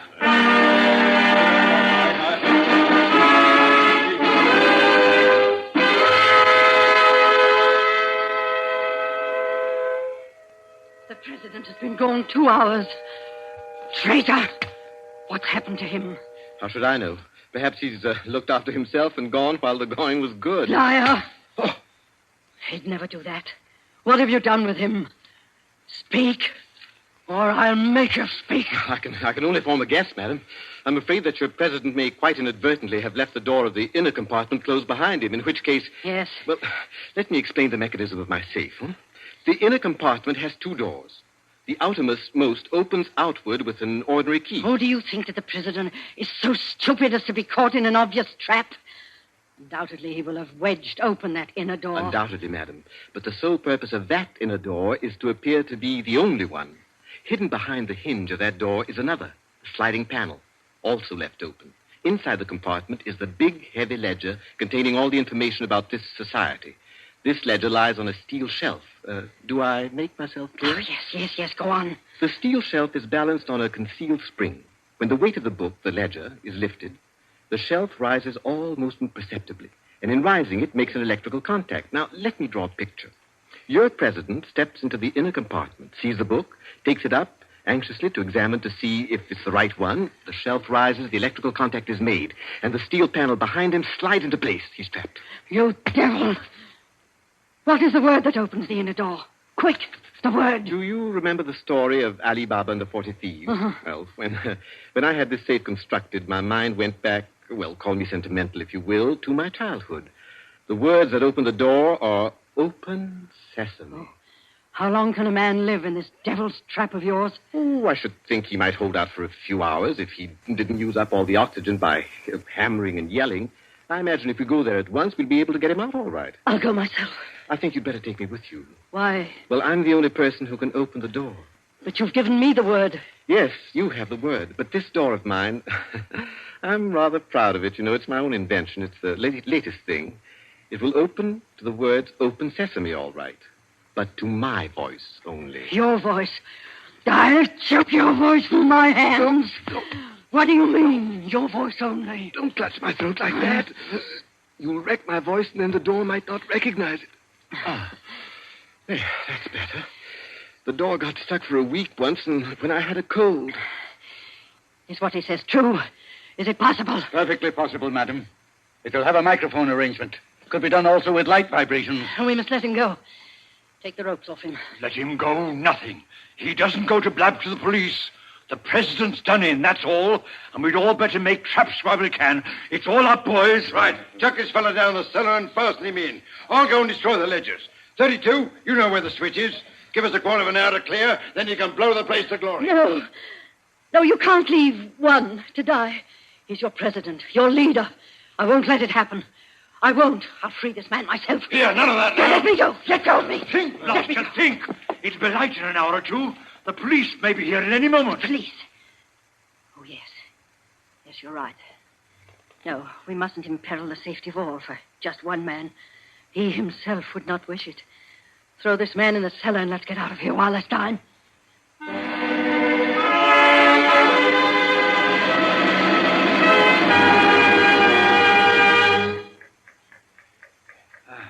Here.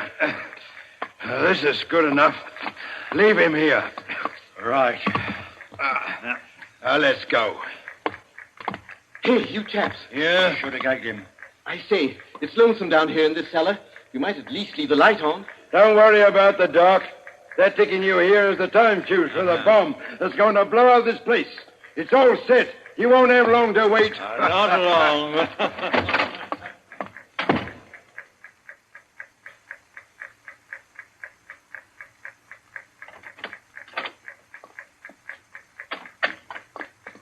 Who is it? Who's there? Hold still, so I can cut the ropes. Well, if it isn't two. My compliments, madam, on your loyalty to your president. Quick. They've set the time fuse. The house is mine. Follow me as fast as you can. Number one must be saved. And only you can do it. Well, how did you manage to? There's no time for questions. Get up and follow me. You will release him. You promise. I promise. But I warn you, madam, that this house is surrounded. When my safe door closed, it gave a signal to Scotland Yard. All the members of the society are taken. Never mind them.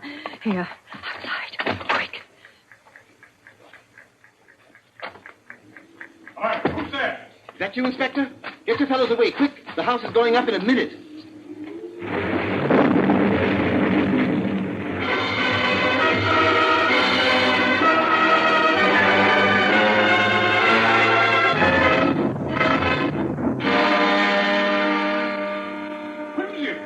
Quincy! It's Inspector Parker, old man. Are you all right? I'm a bit winded. What's happened, Inspector? Well, about half a dozen of them got blown up. The rest we bagged. Hurry, we must hurry. Who's this? One of the gang. She's called number 2. We must save him, we must. Golly, I clean forgot the gentleman in the safe. Parker, where's your car? It's down the lane. Send one of your men down to get it. Right. Johnson, bring that car here. Yes, sir. I've got the number 1 of the whole company quietly asphyxiating at home. I promised we'd get back and save him. He's the bloke that we've been wanting. The man at the back of the Morrison case and the Hope Wilmington case and hundreds of others.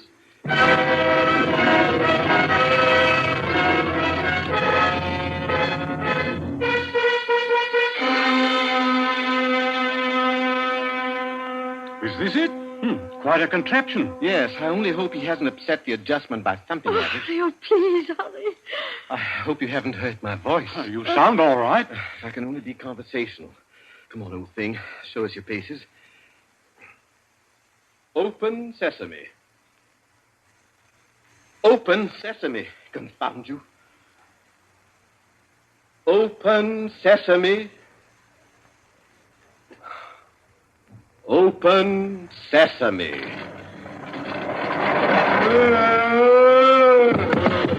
He's dead. Let me see. No, he's not. He lived to stand his trial.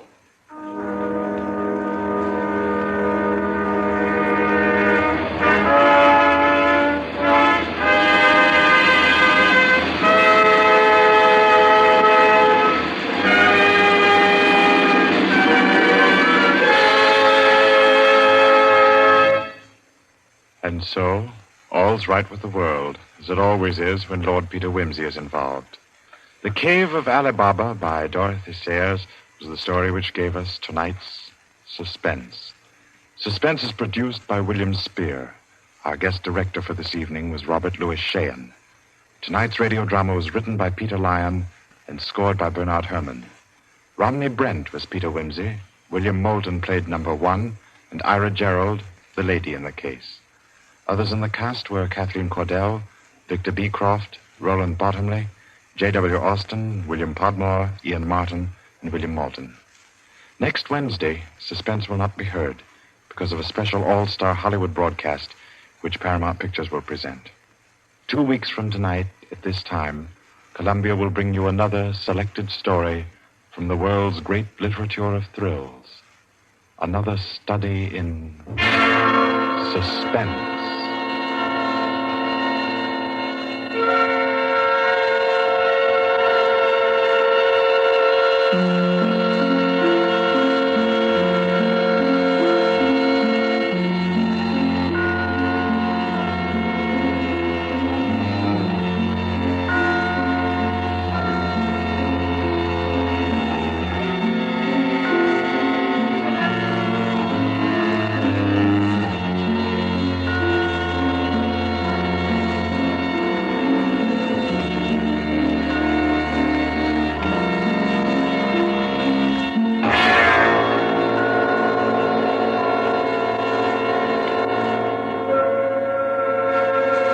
This is Barry Kroger, and this is the Columbia Broadcasting System.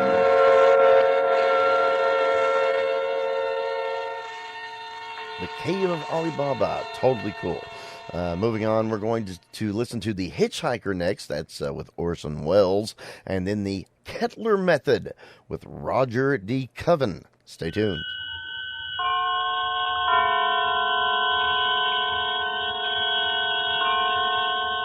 The Columbia Network takes pleasure in bringing you Suspense.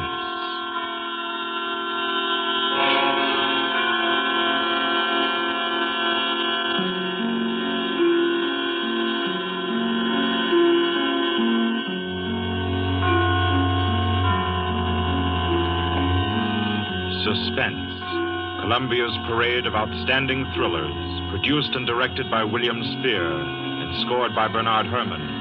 The notable melodramas from stage and screen, fiction and radio, presented each week to bring you to the edge of your chair, to keep you in suspense.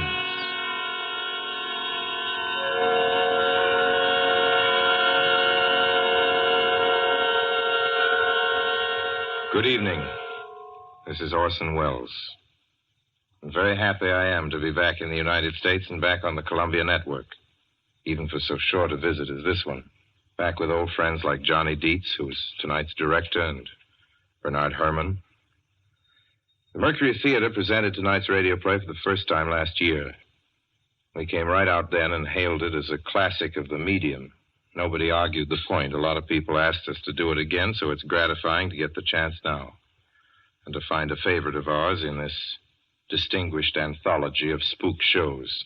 Personally, I've never met anybody who didn't like a good ghost story. But I know a lot of people who think there are a lot of people who don't like a good ghost story.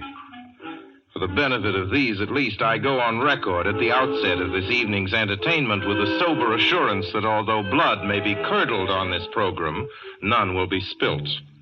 There's no shooting, knifing, throttling, axing, or poisoning here. No clanking chains, no cobwebs, no bony and or hairy hands appearing from secret panels, or better yet, bedroom curtains. If it's any part of that dear old phosphorescent foolishness that people who don't like ghost stories don't like, then again, I promise you, we haven't got it. Not tonight. What we do have is a thriller.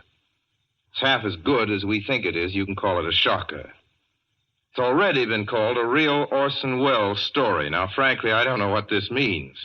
I've been on the air directing and acting in my own shows for quite a while now, and I don't suppose I've done more than half a dozen thrillers in all that time. Honestly, I don't think even that many, but it seems I do have a reputation for the uncanny. Quite possibly, a little escapade of mine involving a couple of planets, which shall be nameless, is responsible. Doesn't really matter. Don't think I disapprove of thrillers. I don't. A story doesn't have to appeal to the heart. It can also appeal to the spine. Sometimes you want your heart to be warmed, and sometimes you want your spine to tingle. The tingling, it's to be hoped, will be quite audible as you listen tonight to The Hitchhiker. That's the name of our story, The Hitchhiker.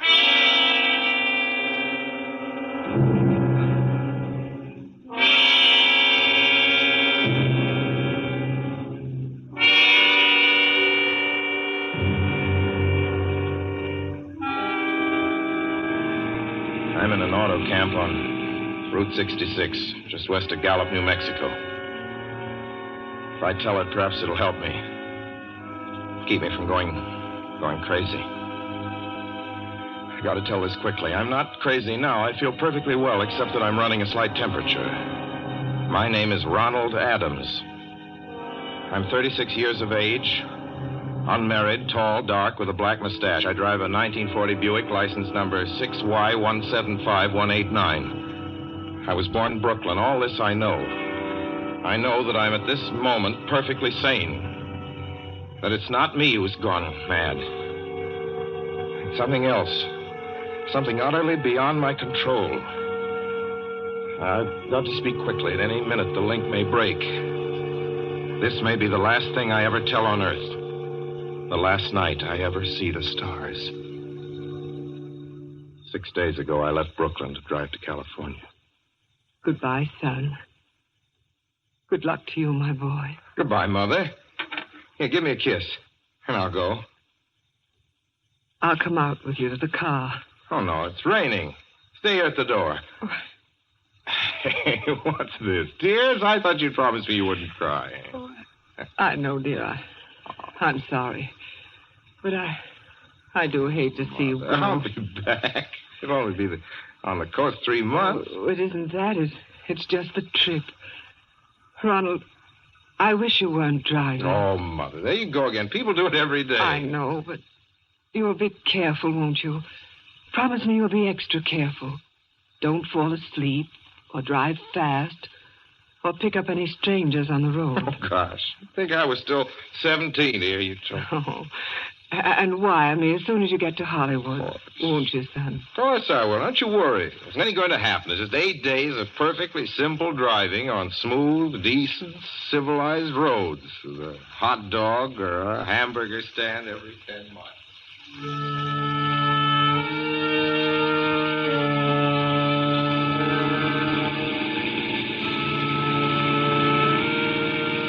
I was in fine spirits. The drive ahead of me, even the loneliness, seemed like a lark. I reckoned without him. Crossing Brooklyn Bridge that morning in the rain, I saw a man leaning against the cables. He seemed to be waiting for a lift. There were spots of fresh rain on his shoulders. He was carrying a cheap overnight bag in one hand. He was thin, nondescript, with a cap pulled down over his eyes. I would have forgotten him completely, except that just an hour later, while crossing the Pulaski Skyway over the Jersey Flats, I saw him again. At least, he looked like the same person. He was standing now with one thumb pointing west. I couldn't figure out how he got there, but I thought probably one of those fast trucks had picked him up, beaten me to the Skyway, and let him off. I didn't stop for him. Then late that night, I saw him again. It's on the new Pennsylvania Turnpike between Harrisburg and Pittsburgh. It's 265 miles long with a very high speed limit. I was just slowing down for one of the tunnels when I saw him, standing under an arc light by the side of the road. I'd seen quite distinctly the bag, the cap, even the spots of fresh rain spattered over his shoulders. He hallooed at me this time. Hello! Hello! I stepped on the gas like a shot. That's lonely country through the Alleghenies, and I had no intention of stopping. Besides, the coincidences, or whatever it was, gave me the willies. I stopped at the next gas station.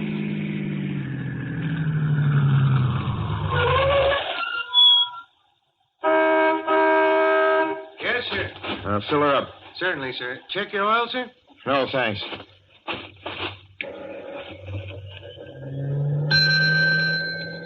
Nice night, isn't it? Yes. It hasn't been raining here recently, has it? Not a drop of rain all week. Oh? Oh, I suppose that doesn't done your business any harm. Oh, people drive through here all kinds of weather.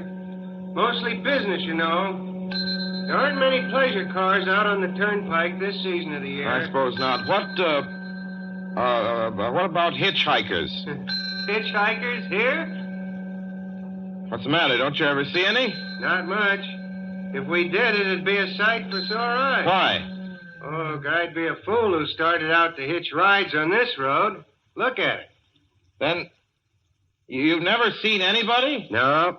Maybe they get the lift before the turnpike starts. I mean, just before the toll house. But then it'd be a mighty long ride. Most cars wouldn't want to pick up a guy for that long a ride. And this is pretty lonesome country here. Mountains and woods. You ain't seen anybody like that, have you? No. Oh, no, not at all. I was just a technical question. I see. Well, that'll be just $1.49 with the tax.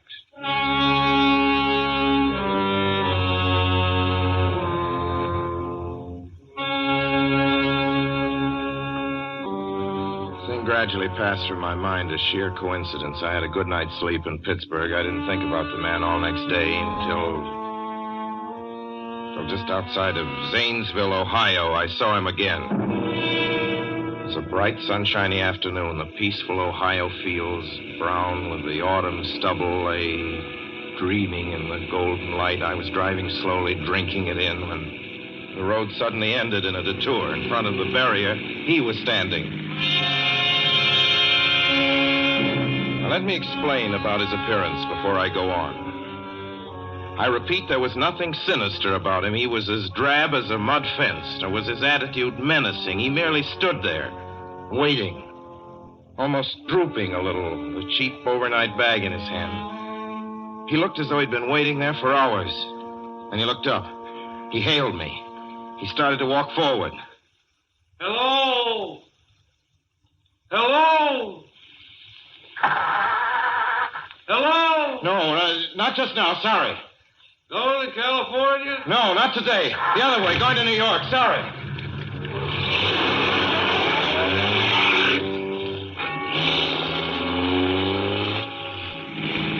After I got the car back on the road again, I felt like a fool. Yet the thought of picking him up, of having him sit beside me, was somehow unbearable. At the same time, I felt more than ever unspeakably alone.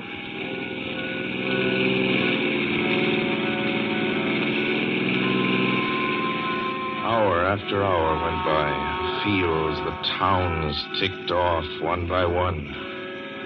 The light changed. I knew now that I was going to see him again. And though I dreaded the sight, I caught myself searching the side of the road, waiting for him to appear.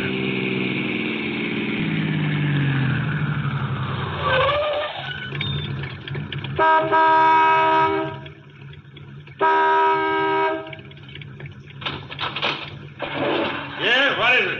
What do you want? Sell sandwiches and pop here, don't you? Yeah, we do in the daytime. But we're closed up now for the I night. know, but I was wondering if you could possibly have a cup of coffee, black coffee, just... No, not this time of night, mister. My wife's a cook. She's in bed. No, don't shut the door, please. Listen, just a minute ago... just a minute ago, there was a man standing here right beside the stand, a suspicious-looking man. I don't mean to disturb you. You see, I was driving along when I just happened to look, and there he was. How's he doing? Well, nothing. You've been taking a nip. That's what you've been doing. Now, on your way before I call out Sheriff Oates.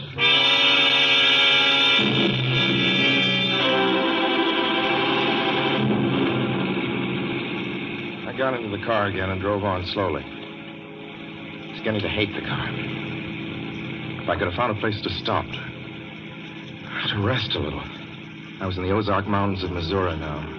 A few resort places there were closed, only an occasional log cabin, seemingly deserted. That's all that broke the monotony of the wild, wooded landscape. I had seen him at that roadside stand. I knew I'd see him again. Maybe at the next turn of the road. I knew that when I saw him next, I would run him down.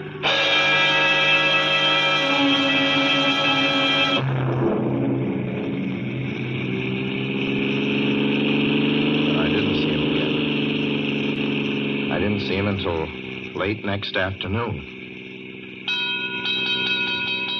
I stopped a car at a sleepy little junction just across the border into Oklahoma to let a train pass by. when he appeared across the tracks, leaning against a telephone pole. Perfectly airless, dry day. The red clay of Oklahoma was baking under the southwestern sun. Yet there were spots of fresh rain on his shoulders. I couldn't stand that. Without thinking, blindly, I started the car across the tracks. He didn't even look up at me. He was staring at the ground. I stepped on the gas hard, veering the wheel sharply toward him. I could hear the train in the distance now, but I didn't care. And something went wrong with the car. The train was coming closer. I could hear its bell ringing and the cry of its whistle. Still, he stood there. And now I knew that he was beckoning me to my death.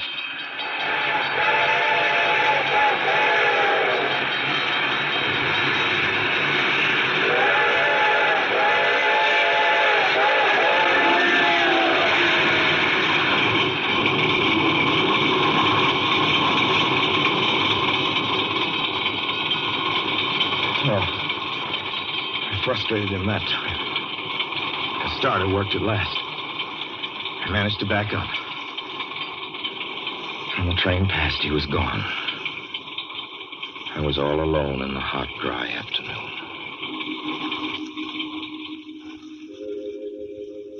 After that, I knew I had to do something. I didn't know who this man was or what he wanted of me. I only knew that from now on, I mustn't let myself alone on the road for 1 minute. Hello there. Like a ride? Well, what do you think? How far are you going? Where do you want to go? Amarillo, Texas. I'll drive you there. Gee.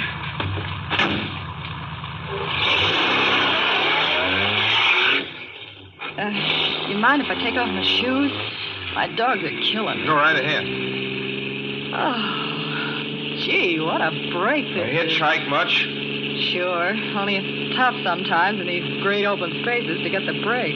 I should think it would be, though. I'll bet you get a good pickup in a fast car. If you did, you could get places faster than, say, another person in another car, couldn't you?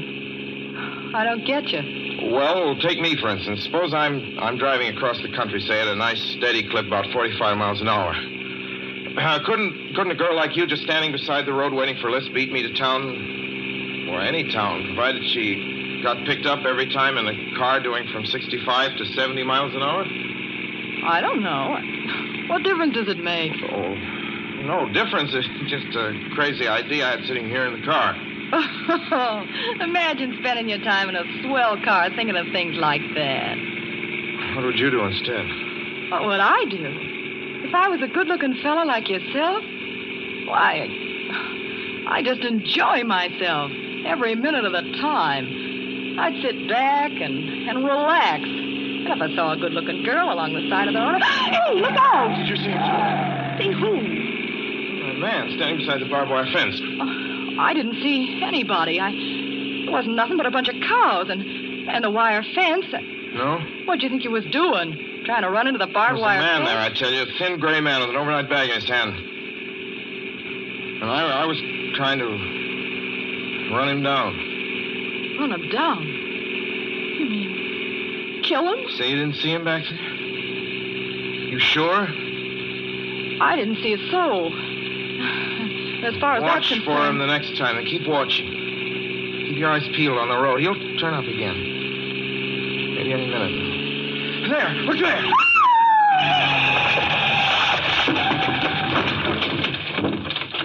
How does this door work? I'm getting out of here. See him that time? No, I didn't see him that time.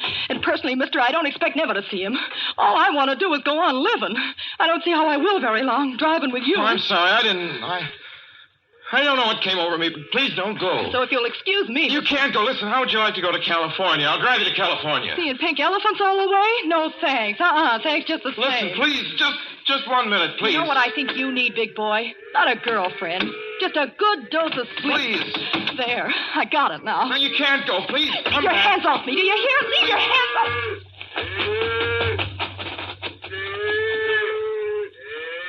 She ran from me. As though I were a monster. A few minutes later, I saw a passing truck pick her up. I knew then that I was utterly alone. It was in the heart of the great Texas prairies. There wasn't a car on the road after the truck went by. I tried to figure out what to do, how to get hold of myself. If I could find a place to rest, or even if I could sleep right here in the car for a few hours along the side of the road. I was getting my winter overcoat out of the back seat to use as a blanket when I saw him coming toward me, emerging from the herd of moving steer. Hello?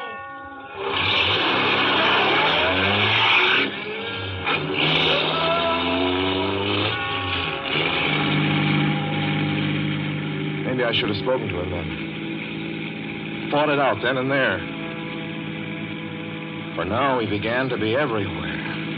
Wherever I stopped, even for a moment, for gas, for oil, for a drink of pop, a cup of coffee, sandwich, he was there. I saw him standing outside the auto camp in Amarillo that night when I dared to slow down. I was sitting near the drinking fountain of a little camping spot just inside the border of New Mexico. He was waiting for me outside the Navajo reservation where I stopped to check my tires. I saw him in Albuquerque when I bought 20 gallons of gas. I was afraid to stop now. I began to drive faster and faster. I was in lunar landscape now. The great arid mesa country of New Mexico. I drove through it with the indifference of a fly crawling over the face of the moon. Now he didn't even wait for me to stop. Unless I drove at 85 miles an hour over those endless roads, he waited for me at every other mile. I'd see his figure, shadowless, flitting before me, still in its same attitude, over the cold, lifeless ground, flitting over dried-up rivers, over broken stones cast up by old glacial upheavals, flitting in that pure and cloudless air. I was beside myself when I finally reached Gallup, New Mexico this morning. There's an auto camp here. Cold, almost deserted this time of year. I went inside and asked if there was a telephone. I had the feeling that if only I could speak to someone familiar, someone I loved, I could pull myself together.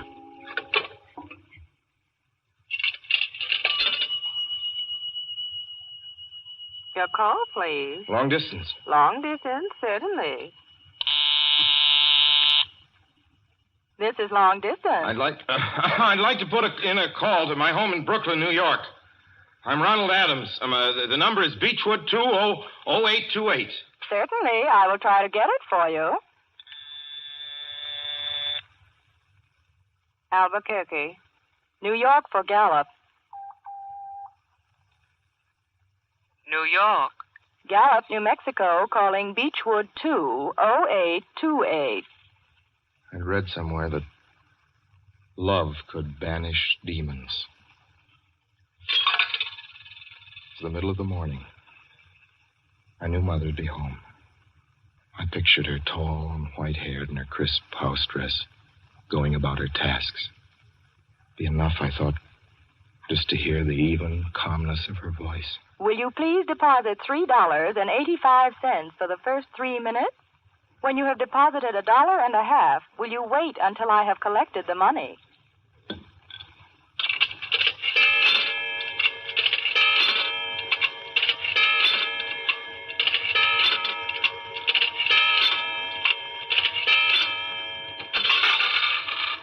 All right, deposit another $1.50.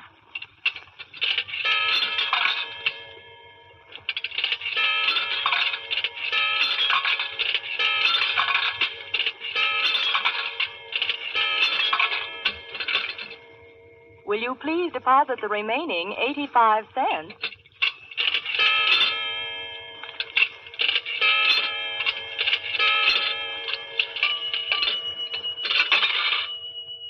Ready with Brooklyn. Go ahead, please. Hello?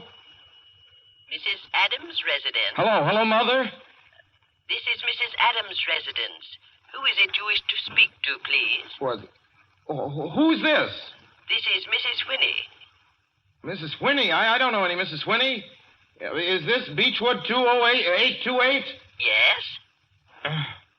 Where's my mother? Where's Mrs. Adams? Mrs. Adams is not at home.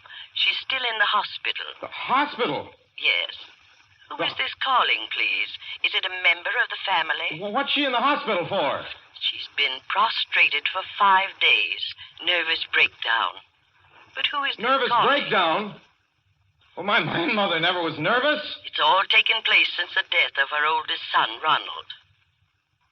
Death of her oldest son, Ronald? Hey, what's this? What number is this? This is Beechwood 20828. It's all been very sudden. He was killed just 6 days ago in an automobile accident on the Brooklyn Bridge. Your 3 minutes are up, sir. Your 3 minutes are up, sir. Your 3 minutes are up, sir. And so I'm sitting here in this deserted auto camp in Gallup, New Mexico. I'm trying to think. Trying to get hold of myself. Otherwise, I'm going to go crazy. Outside, it's night. The vast, soulless night of New Mexico. 1 million stars are in the sky. Ahead of me stretch 1,000 miles of empty mesa. Mountains, prairies, desert. Somewhere among them, he's waiting for me. Somewhere I shall know who he is and who I am.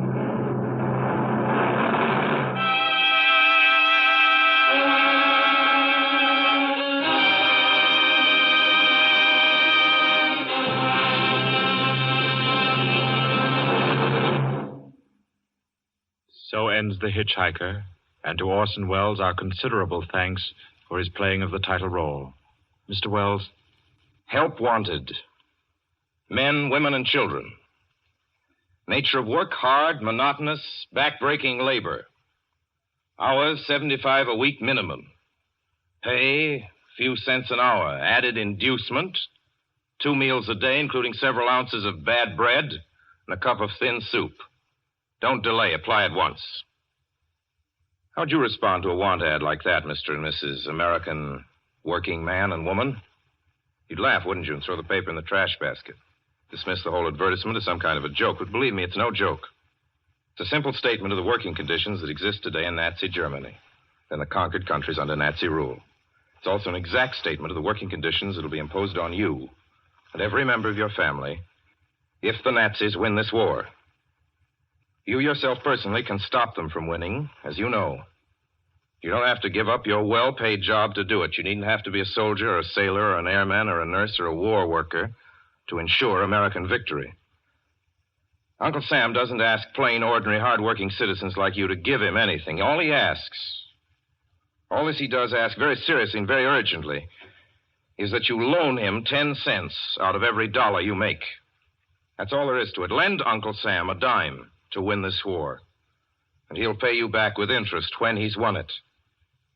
The easiest, most convenient way to lend him these dimes is to enroll in the payroll savings plan. Just tell your boss to deduct 10 cents from every dollar he pays you and lend it to Uncle Sam in your name. Sign up for this simple savings plan today, and when victory comes, you'll have war bonds in your pockets instead of Axis bonds on your wrists. Suspense will be heard again 2 weeks from tonight. Next Wednesday night, September 9th, the Columbia Broadcasting System will present over many of these stations at 9:30 p.m. Eastern Wartime an address by W. Averell Harriman, the United States Lend-Lease Administrator in London. Mr. Harriman, as the personal representative of the President of the United States, attended the Moscow conferences between Winston Churchill and Joseph Stalin. Next Wednesday's broadcast will be Mr. Harriman's first public address since his return to this country. Suspense is produced and directed by William Spear.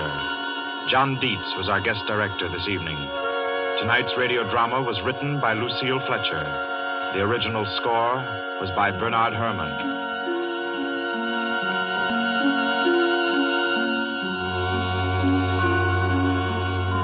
This is the Columbia Broadcasting System.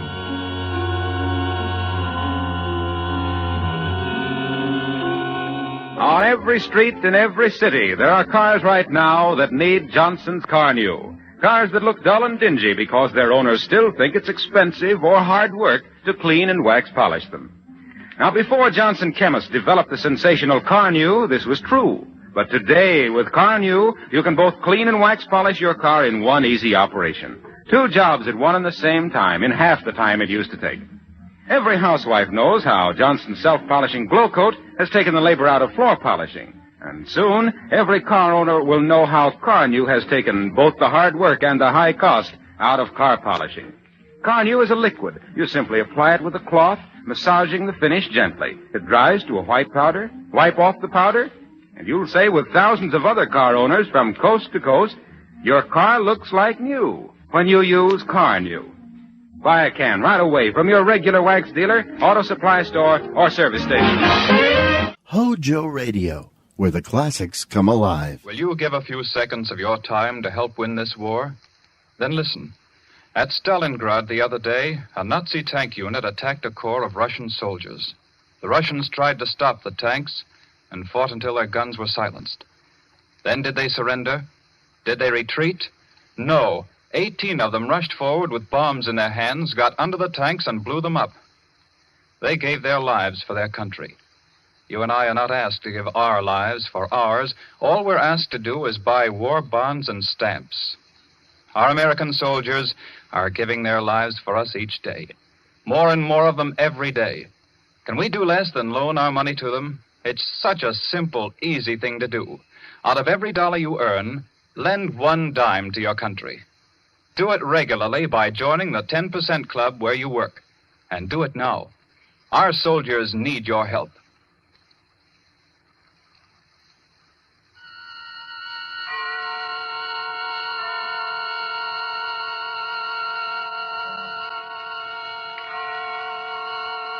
The Columbia Network takes pleasure in bringing you Suspense.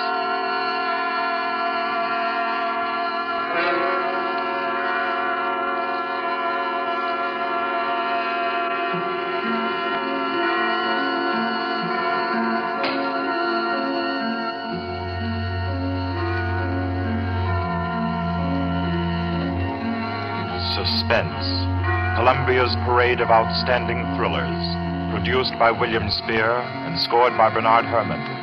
The notable melodramas from stage and screen, fiction and radio, presented each week to bring you to the edge of your chair, to keep you in suspense.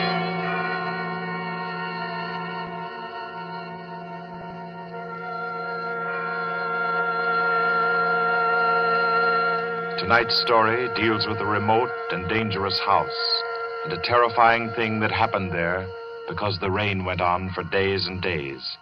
It deals with a surgeon and a girl, a giant, and a young man who took a long chance.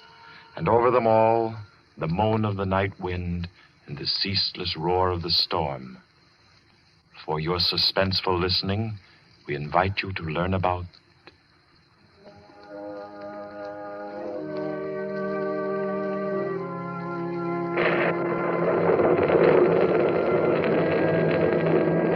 Kepler method.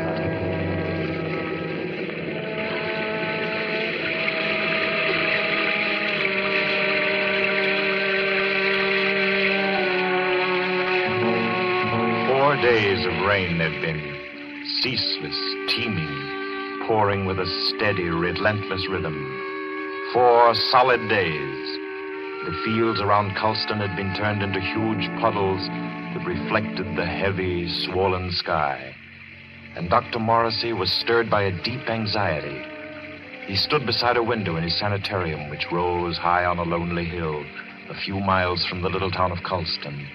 And and stared into the jagged, spraying screen of rain. It was just 3 o'clock. 3 o'clock of an afternoon he would long remember. He was on the point of sending for Caffrey, the ward attendant, when the door opened, and Caffrey came in, pale, disturbed. Dr. Morrissey. Is there anything wrong, Caffrey? I don't know. There's a feeling down in the ward. Feeling? This rain's going on too long. The patient's getting uneasy? They're bound to, ain't they? If a guy with good nerves gets jumpy, you can imagine what it does to theirs. Seem to be affecting anyone in particular? Number 5's been carrying on. Kettler? Yeah. I brought him up. Nurse Carter's waiting with him out in the hall. Bad as that? He's upsetting the others. Keeps asking for some guy named Benham. Oh, that's the man he killed. I didn't know he was homicidal. Oh, it was an accident. He was performing a brain surgery on Benham and... Him? Oh, Kettler was a very important surgeon, Caffrey. Didn't you know that? He keeps saying so, but... It's perfectly true. Very successful Dr. Kettler was. Until he perfected an operative procedure that he called the Kettler method. A new process of brain operation. Spent most of his life on it and... Well, when he tried it for the first time on this young lad Benham, and Benham died on the table, it unbalanced his mind. I've got to go back down there now. I think you'd better wait while I talk with Kettler. Okay, I'll bring him in. But don't make it long. I don't like the feel of things around here. Nurse, Miss Carter. Yes, we're coming. You can bring him in now. Come along. Dr. Morrissey wants to see you. Does he now? Does he? Come in, Kettler. I'd like to ask Dr. Morrissey a question.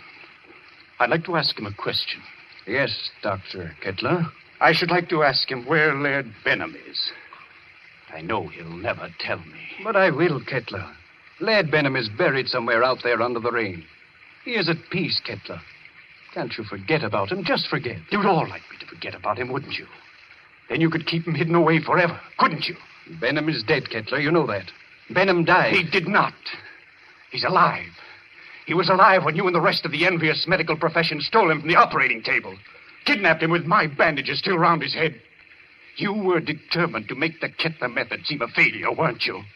Weren't you? Easy now. Believe me, Kettler. I think Laird I know Benham where died. he is now, Dr. Morrissey. He's in the cellar under the ward downstairs, isn't he? Isn't he? Kettler. Let me see it. Laird Benham. Oh, you'd better take him down, Caffrey. All right. Come along now, sir. I'll take him, nurse. You won't show him to me. Even though it would make me well again. My cellars are empty, Kettler. Believe me, Benham isn't there. You sit there in power and order me away. Come on, Kettler. There's something I have to say. I've always been above violence, Dr. Morrissey. But the time comes when there's no other course. This is a warning, Doctor. A warning. And the joke is that you won't heed it. Come on with you. You won't heed it now. But you'll remember it. And soon you'll remember it. Tables turn, Dr. Morrissey. Tables turn.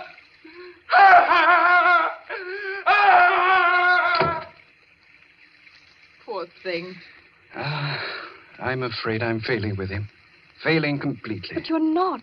It takes time to put a man back together. Oh, it's taken me too long with Kettler. I'm beginning to be afraid. If you'll pardon me, Doctor. Yes? I do think you're making a mistake. With him? No, with yourself.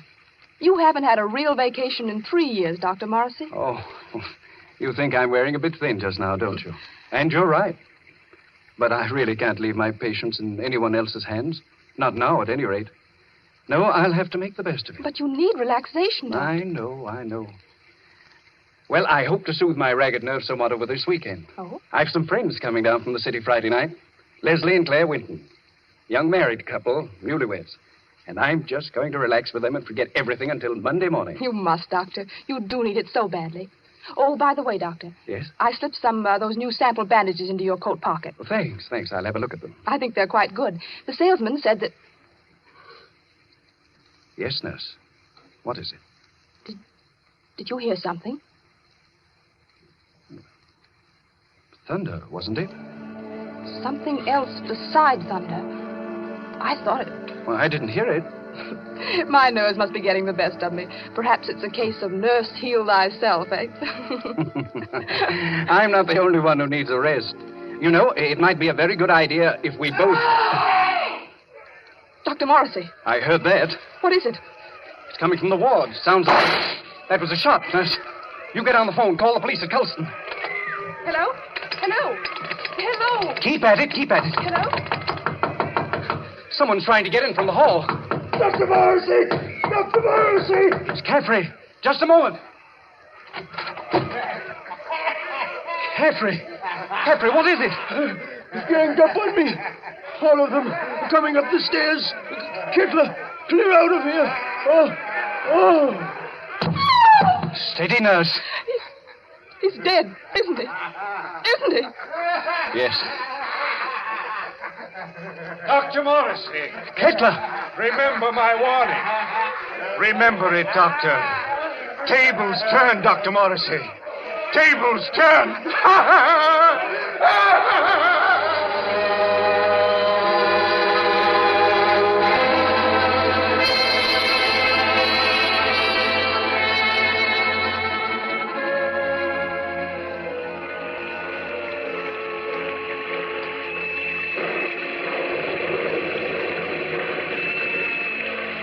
It rained for 3 more days.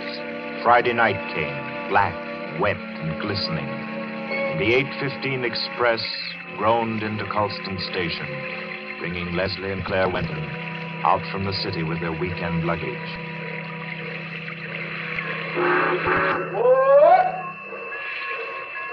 Isn't Dr. Morrissey sending his car for us, Leslie? Yes, Claire. The chauffeur was supposed to drive us over to the sanitarium to pick up the doc, and then we're all going over to his house together. Well, I don't see any car, do you? I don't see anything but water. Maybe we're rowing over in a skiff. Oh, I hate that sound. Like somebody's in agony. I think you're a little depressed, dear. Well, I shouldn't be surprised. My head's still aching dreadfully. Poor lover. How long's that been going on now? Almost a week. It frightens me. I don't think it's anything serious. Waiting in the rain like this doesn't do it any good, I'm sure. I don't understand. Doc's usually so punctual. Right on the dot.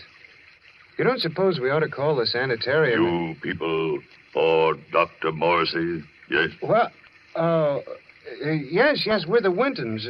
Doc sent you to pick us up? I, Cato, Dr. Morrissey's chauffeur. You got luggage? Yes. Here it is. I take. You follow me to car. Come. We're coming. Leslie? Yes? He's tremendous, isn't he? He must be 6.5 feet tall. I'm over 6 myself, darling. He's nearer 8. That's a giant. Get those shoulders. He could snap me in 2 like a matchstick. Well, I hope he likes us. So do I, light of my life. Waiting. You come, please. But I really don't think he does. Coming.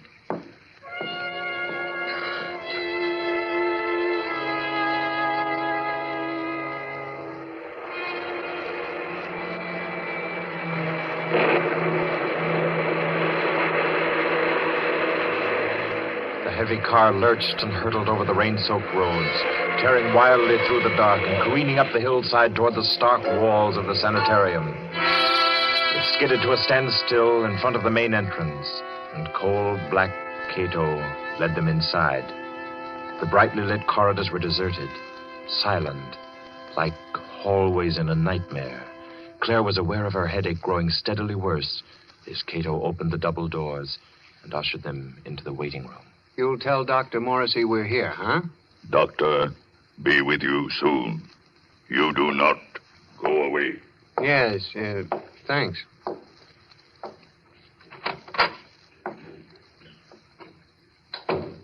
I hope we're not staying in here very long. It isn't very cheery, is it? Oh, I don't like places like this.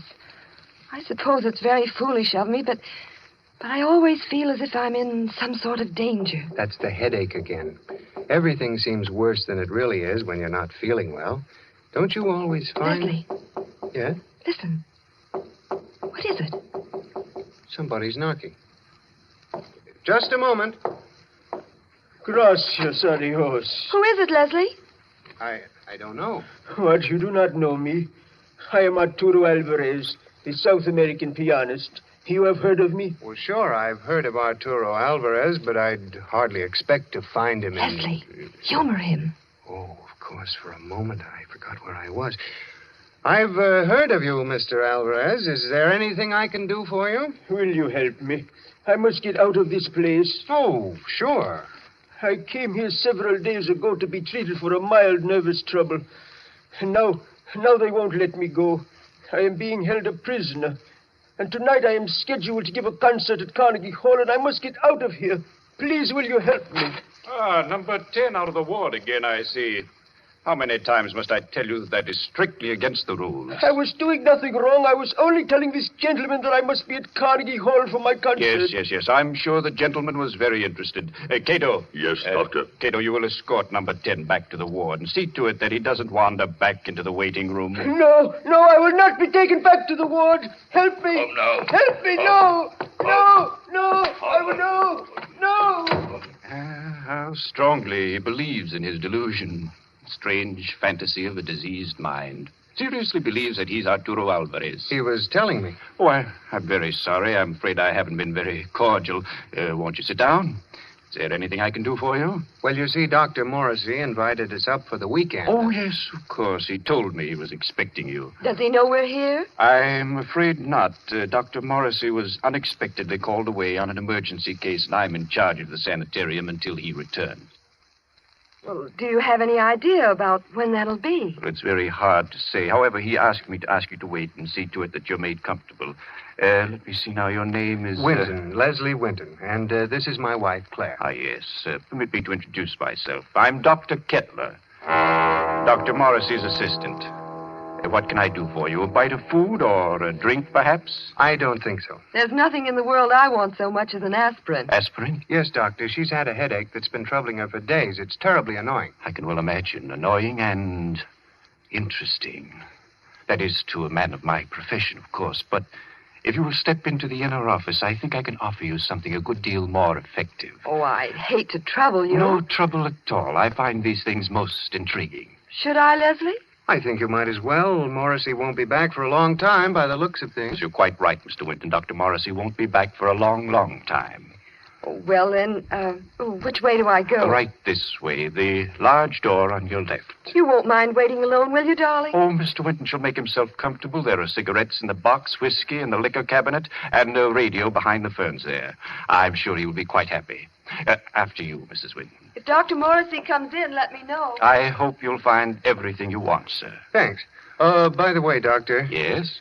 You said you had something better than aspirin. I didn't know there was anything better than aspirin for a headache. I have something, Mr. Winton. Really? It is a process which I invented myself. One that never fails. A little treatment, very effective and highly complicated, called the Kettler method. Please make yourself at home, Mr. Winton.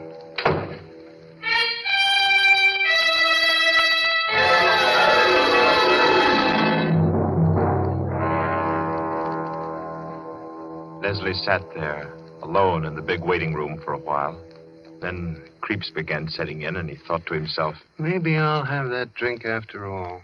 He rose and went over to the liquor cabinet that Kettler had pointed out to him and opened it. Well, there's nothing in here but books. Yes, books.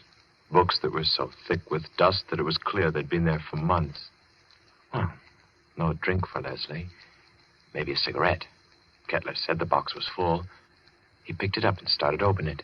Why, it isn't even a cigarette box. The darn thing's a bookend. Yes, that's just what it was.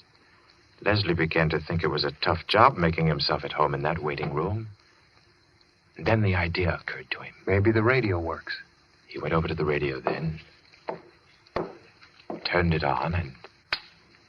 We are sorry to announce that the program scheduled for this time from Carnegie Hall has been cancelled due to the mysterious disappearance of Arturo Alvarez, the noted South American pianist. Mr. Alvarez was known to be suffering from a minor nervous disorder and was last seen departing on a short trip to Colston in upstate New York. Alvarez. That guy is Alvarez. What's going on here? Claire! Locked. Dr. Kettler! Open this door. Open it. Do you hear me? Miss Claire. Winton. You. Tell him to open up. Tell him. Tell him. Doctor send me. Tell you, young lady headache bad. Very bad. What do you mean? He operate. Operate? He say take long time. He say you not wait. You come back tomorrow. Operate? No. Kettler! Claire, can you hear me? Can you hear me? Of course she can hear you, Mr. Winton. The operating table is just inside the door. Bring her out here. Let her go, I tell you, Kettler. But I find that an operation is indicated, Mr. Winton. I forbid you to touch her. You forbid? You? I'm in charge here. No one forbids me. Do you understand? You're insane. If you lay your hands on her, I'll kill you. So help me, I'll kill you. Very well, Mr. Winton. If you do not wish me to operate, that's all there is to it. I would scarcely force my service upon you. However, the girl's condition is quite serious, and I... Good work. Good work, Cato, my boy. A masterstroke. Do you still forbid me, Mr. Winton? Do you? Oh, you don't answer. Good. Take him to the cellar, Cato, and lodge him there with his friend, Dr. Morrissey. They should have a good deal to talk over in the still hours of the night while I cure the young lady's headache unmolested.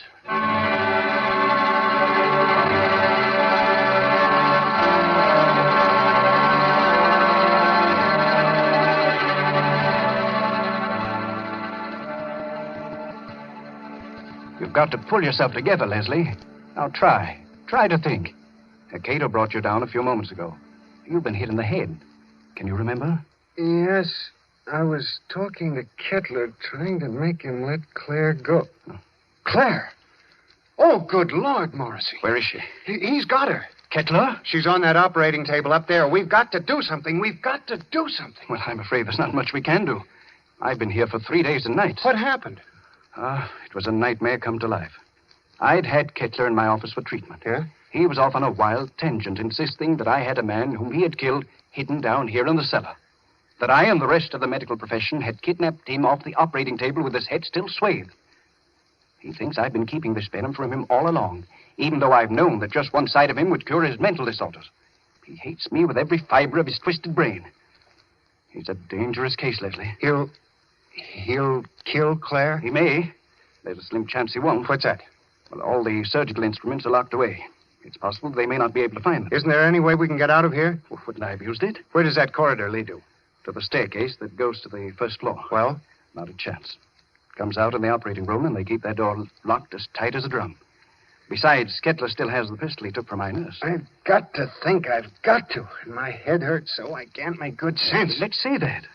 I think they gave you a nasty cut. Oh, it doesn't matter. Say, Doc. Yes? What was his name? Who? The guy Kettler thought you were keeping from him, the one he killed. Benham. Laird Benham. Why? Was he a young fellow? Yes, rather tall, slender chap. Say, Doc, do you have any bandages down here? What? Bandages. Why, yes, I think so. They're stored down here. Enough to bandage my whole head, face, and everything? Why? I might have a chance of getting through that door up there.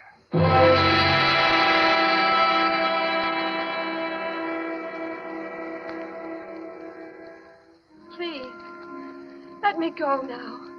Oh, let me go. Leslie! You will be better soon, much better. I will take the pain away, Mrs. Winton. Cato, have you found the surgical case? Not found yet. I look. Cato, look. Find it. We must not keep Mrs. Winton in an agony. Find it, I say. She'll have to create some order in this place. I want my instruments at hand on a moment's notice. Please, let me go. Oh, let me go. You shall be well again, my dear. I promise you shall be. Doctor, here, tall, white cabinet behind curtain. That's it. Open it, Cato. Locked. Locked, Doctor. Smash it open. Open it. I do. You'll find scalpels on the top tray. Bring them to me. Yes, Doctor. It's here, Doctor. See, knives. Good, sharp knives. Cato he find them. Excellent. How they glitter. It is good to feel the knife in my hand again. Put the others right beside my pistol here on the table. Please. Oh, please. There, my girl. I shall expend all my genius on you. You shall be well again. No. No. No. Now to work. What was that? Who's there? Dr. Kettler, Who is it? I have found my way back to you. Open the door, Dr. Kettler. I've come back again. Who are you? You remember? You remember Laird Benham? Cato! Cato! Yes, Doctor. The door! The door! Let him in! He's come back! Let him in, I say! Yes, Doctor. Oh, let me out of here. He's come back! He's come back, Cato! Dr. Kettler. Benham, I knew it. I knew it all along. You're alive. You're living. Yes. Living. Yes, Dr. Kettler. You. Just as they took you from the table. Yes. They took me away before the operation was complete. Finish it now. Hurry. I can't live much longer. I'm about to die. No. Cato, get Benham onto the table. Girl on table. Take her off. Take her out of here. Put her in the cellar. Let Benham take her place. At once, you hear? Yes, Dr. Cato. No. I won't be put in the cellar. I won't. It might be well if you went down into the cellar, you know. It's nice down there. You'll see old friends, perhaps. Old friends who need help. Leslie. Hurry, I say. Yes, Doctor. Come. I'm coming. Are you all right, Benham? Weaker. Cato! Cato, close door. No, stop wasting time. Leave the door alone. Help me. Help me get Benham on the table. Yes, Doctor. Cato, do. That's right. Now lift him carefully. Yes. Good. Now, lie back. Lie back. Gently. All right. Careful now. Here we are. Cato, give me the knife. Yes, Doctor. Take off the bandages. From the top, Cato. That's correct. That's proper procedure. There. Yeah, now that's... I thought his hair was blonde, not black. Well, perhaps I've forgotten. I've forgotten so many things that... There was a scar on his forehead. I clearly remember a scar on his forehead. Well, maybe I imagined that, too. Perhaps it was someone else with brown eyes. Benham, didn't you have blue eyes? I know they were blue. And your nose. Your nose was thinner and longer. Yes. And your lips. You had thick lips. That I know. Bandages off, Doctor. Dr. Kettler, there's a trick here. You're not Benham. You're not Benham. You're that young Mr. Winton. Dr. Kettler, listen to me. Cheat. So you wanted me to finish you, did you? Yes, Mr. Winton, I will. Hold him, Cato. Hold him. See the knife, Mr. Winton?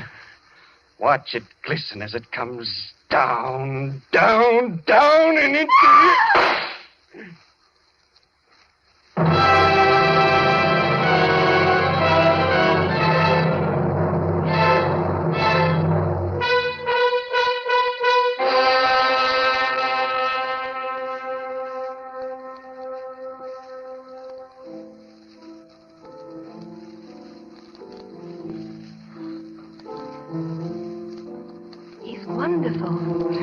You don't doubt that he's Arturo Alvarez when you hear him play the piano, do you? That's a marvelous old instrument you have, Doc.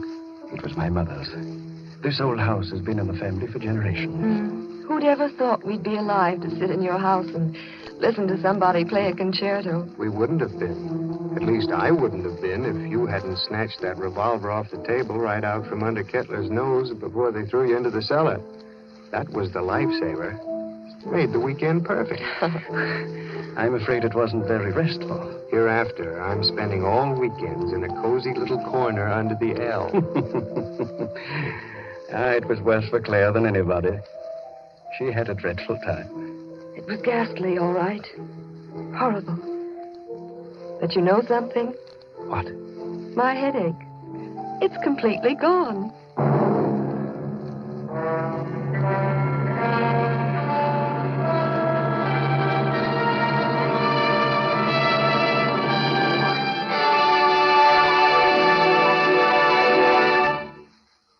So ends the Kettler method, the tale of a memorable weekend and a long-awaited dead man who didn't return after all.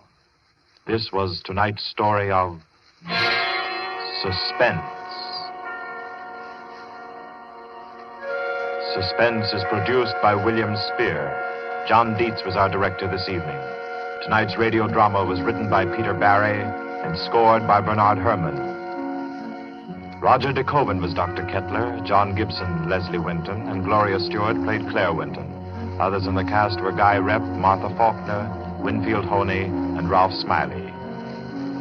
Next week at this time, Columbia will bring you another selected story from the world's great literature of thrills. Another study in suspense. This is Barry Kroger, and this is the Columbia Broadcasting System. Thank you so much, everyone, for staying tuned. Rounding out the broadcast today, we have A Passage to Benares with Paul Stewart and 100 in the Dark with Eric Dressler. Stay tuned to HOJO Radio for more Suspense Saturday. The Columbia Network takes pleasure in bringing you Suspense.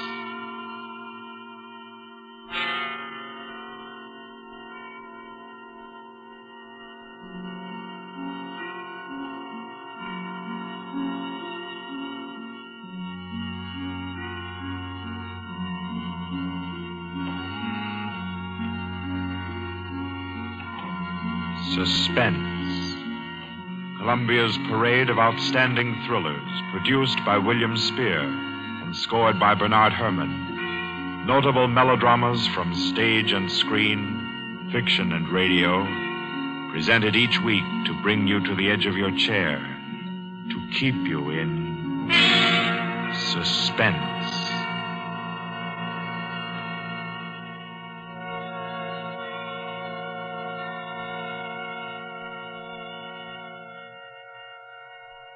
Tonight's story, by the noted American author T.S. Stribling, deals with a crime of murder on an exotic and atmospheric island, with ragged beggars who slept in a Hindu temple and awoke with gold in their pockets and a dead girl lying near them, and with a strange and mystical entrance into the life of hereafter, which was the experience of an American psychologist. For your suspenseful listening, we invite you to join us for A Passage to Benares.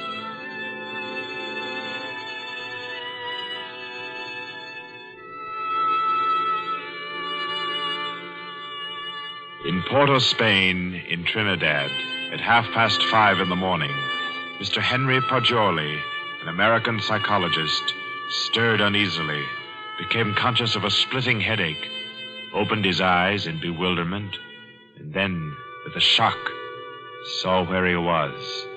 He got up, arranged his clothing. He tried with his neat psychological mind to recapture his dream, to bottle up again the little smoking wisps that still floated about within his aching head. By 7 o'clock, he had found his way back to the house of Mr. Lowe, his host in Port of Spain. Lowe was already about his coffee, with an interested spoon poised above the morning paper. Ah, there you are. Good morning, Poggioli. I say, you are quiet. Didn't hear you get up at all. Have some breakfast? Oh, thanks. I've been out for a breath of air. What's the news today? Well, the new governor will arrive in Trinidad on the 12th, and, hello. Another native's killed his wife. Tell me, Poggioli, as a psychologist, why do coolies kill their wives? Oh, for various reasons, I imagine. But here's some of the facts. Oh. I say, this is a coincidence. Really putting on a show for you, Pajoli, on your first visit to Trinidad. How so? Well, you remember that wedding procession you and I watched last evening down at the Hindu temple? Temple? Oh, of course. The cream-colored little bride with the breastplates and the linked gold coins and the anklets and all the finery. Mm-hmm. The bridegroom. What'd you say his name was? Budman Lal? Yes. Well, do you know what's happened? Budman Lal is in jail this morning, and his cream-colored little bride is dead with her throat cut. No. Do they think he did it? No doubt of it. That's why he's in jail now. He always seemed like a sensible fellow, too. One of our best patrons, which only proves my contention, Pajoli. A bridegroom of only 6 or 8 hours killing his wife without any reason at all. Oh, there's usually some reason for murder. Maybe. But I say, old boy, you're missing the point completely. How? Well, suppose you actually had gone and slept in the temple there last night. You wanted to, you know. Remember? And I said, no white man ever stays all night in a Coolie temple. Remember? Yes, I remember. You said it simply isn't done. Well, if you had, Pajoli, I say, that would have been a pretty kettle, wouldn't it? Yes. Yes. Well, I'm afraid I'll be mixed up in this. Both Mr. Lal and his uncle Hiradas are clients of mine. Old Hiradas has upwards of $5 million in my bank. Hiradas? Didn't you tell me he built that temple where the murder took place? Yes. It's what the Hindus call a temple and rest house. Hiradas gives rice and tea to any traveler who comes in for the night. It's an Indian custom to help mendicant pilgrims. A rich Indian will build a temple and rest house just as you Americans erect libraries. Ah. What does it say there about the murder, though? Budman Lal, nephew of the famous Mr. Hiradas, was arrested early this morning at his home for the alleged murder of his wife, whom he married yesterday. The body was found at 6 o'clock this morning in the temple where the wedding ceremony took place. The temple attendants gave the alarm. The victim's head was severed completely from her body, and all her jewelry was gone. 5 Coolie beggars who were asleep in the temple when the body was discovered were arrested. They all claimed ignorance of the crime, but a search of their persons revealed that each beggar had a piece of the bride's jewelry and a coin from her necklace. Mr. Budman Lal and his wife were seen to enter the temple at about 11 last night for the Hindu rite of purification. Mr. Lal, who is a prominent curio dealer, declines to say anything further. Doesn't tell you very much, does it? No, not much. What do you make of those beggars? Oh, that's simple enough. Those devils laid in wait inside the temple until the husband went out and left his wife. Then they murdered her and divided the spoil. Ah, but she had enough bangles and gewgaws to give a dozen to each man. Yes, you're quite right, Pajoli. That's a fact. Why should they continue sleeping in the temple after they'd killed her if they did murder her? Well, why shouldn't they? They knew they'd be suspected, and they couldn't get off the island without capture, so they thought might as well lie down again and go back to sleep. You may be right, Lo, but that doesn't look like the solution to me. Well, I'm satisfied that's how it occurred. You mean the beggars killed her? Mm-hmm. Well, I don't think so. I rather fancy that the actual murderer took the girl's jewelry and went about the temple thrusting a bangle and a coin in the pockets of each of the sleeping beggars to lay a false scent. Oh, come now. That's laying it on a bit too thick, Pajoli.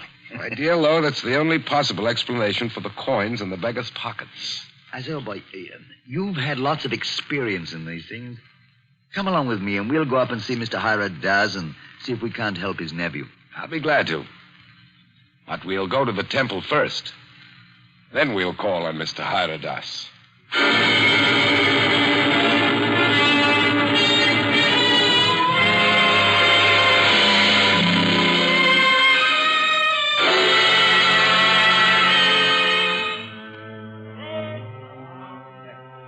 Well, here we are. In spite of the police guard at the door, the temple doesn't look sinister in the daylight. No, it just looks dirty. Let's go in and question the beggars. Excuse me, did any of you fellows hear noises in this temple last night? Oh, much sleep, Sahib. No noise. Policeman found us wake this morning. Makes it still here. What's your name? Shuda Chand, Sahib. When did you go to sleep last night? When I ate rice and tea, Sahib. Mm-hmm. Do you remember seeing Budman Lal and his wife enter this building last night? Yes, remember, Sahib. Did you see them go out? No, Sahib. No one remember go out. You were all asleep then, huh? All asleep, Sahib. Did you have any dreams during your sleep? Hear any noises? I dream bad dreams, Sahib. Huh? When policeman punched me awake this morning, I think dream has come true. And me, Sahib. Me too. Me. You all have bad dreams? Yes, all have bad dreams. Look here, Pajoli. I don't see where this is getting us. I do think we ought to be getting on to old Haradas's house. No, I think we can now entirely discard the theory that the beggars murdered the girls. On what grounds? They told you nothing except that they all had bad dreams. That's the reason. They all had wild, fantastic dreams. That suggests that they were given some sort of opiate in their rice or tea last night. It's quite improbable that 5 ignorant coolies would have wit enough to concoct such a piece of evidence as that. That's a fact, but I don't believe a Trinidad court would admit such evidence. We're not looking for legal evidence. We're after some indication of the real criminal. Now I suggest that we get on to the house of Hiradas.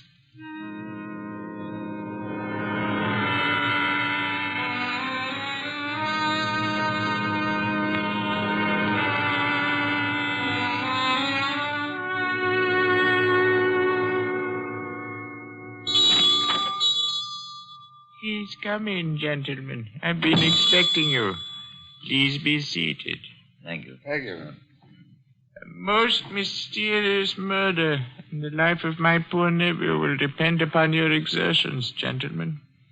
Tell me, what do you think of the beggars that were found in the temple with the bangles and coins? Well, I'm afraid my judgment of the beggars will disappoint you, Mr. Hiradas. Huh? My theory is that they're innocent of the crime. Really? Why do you say that? Because they told me of dreams they had. All their dreams were very nearly identical. You are not English, sir. No Englishman would have thought of that. No, I'm American with a backlash sprinkling of Italian. My name's Paggioli. What is your profession, Mr. Paggioli? You are a detective? No, Mr. Das. I'm a psychologist. Ah, your soul is at least groping after knowledge. However, it gropes as a blind worm, Mr. Paggioli, and we must find the criminal who committed this crime, and thus restore my nephew Budman Lal to liberty. You can imagine what a blow this has been to me after I arranged this marriage for my nephew. You did? Arranged a marriage for a nephew who was in his 30s? Yes, Mr. Paggioli. I wanted him to avoid the pitfalls into which I fell. He was unmarried, and he'd already begun to add dollars to dollars. I did the same thing. Now, look at me. An empty old man in a foreign land. What good is this house where men of my own kind can't come and sit with me, when I have no grandchildren to romp and play? No. I've piled up dollars and pounds. I've eaten the world, Mr. Paggioli, and found it bitter. Now here I am, an outcast. And why don't you go back to India, Mr. Hiradas? Why, Mr. Paggioli, my mind is half English. If I should return to Benares, I'd walk about thinking what the temples cost. How much was the value of the stone set in the eye of Krishna's image? If I would ever be one with my own people again, Mr. Paggioli, I must leave this Western mind and body here in Trinidad. That's very interesting and moving, but we were discussing your nephew, Budman Lal. Wait. In searching for the criminal, I would suggest you look for a moneyed man. Let me tell you my suspicions, and you can work out the details. What are they? I went out to the temple this morning to have the body of my poor murdered niece brought here to my villa for burial. I talked to the 5 beggars, and they told me there was a 6th sleeper in the temple last night. Was there indeed? Yes, Mr. Lowe. A white man. White man? Yes, Mr. Lowe. All 5 of the coolies and my man, Guka, told me it was true. But, Mr. Hyradas, decapitation is not an American mode of murder. American? I was speaking generally. I mean, a white man's method of murder. It is indicative in itself. I meant to call your attention to that point. It shows the white man was a highly educated man who had studied the mental habits of other peoples than his own. So he was enabled to give the crime an extraordinary resemblance to a Hindu crime. But what motive could a white man have? Possibly robbery, Mr. Poggioli. Or if he were a very intellectual man, he might have murdered the poor child by way of experiment. A murder for experiment? Yes, Mr. Lowe. To record the psychological reaction. Why, I can't entertain such a theory as that, Mr. Hyradas. Oh, no. It is too far-fetched. However, it is worth investigating, is it not? Yes, but I'll begin my investigations with the man Guka. By all means, Mr. Poggioli. And in your investigations, gentlemen, hire any assistance you may need. Draw on me for any amount. I want my nephew exonerated, and above all things, I want the real criminal apprehended and brought to the gallows.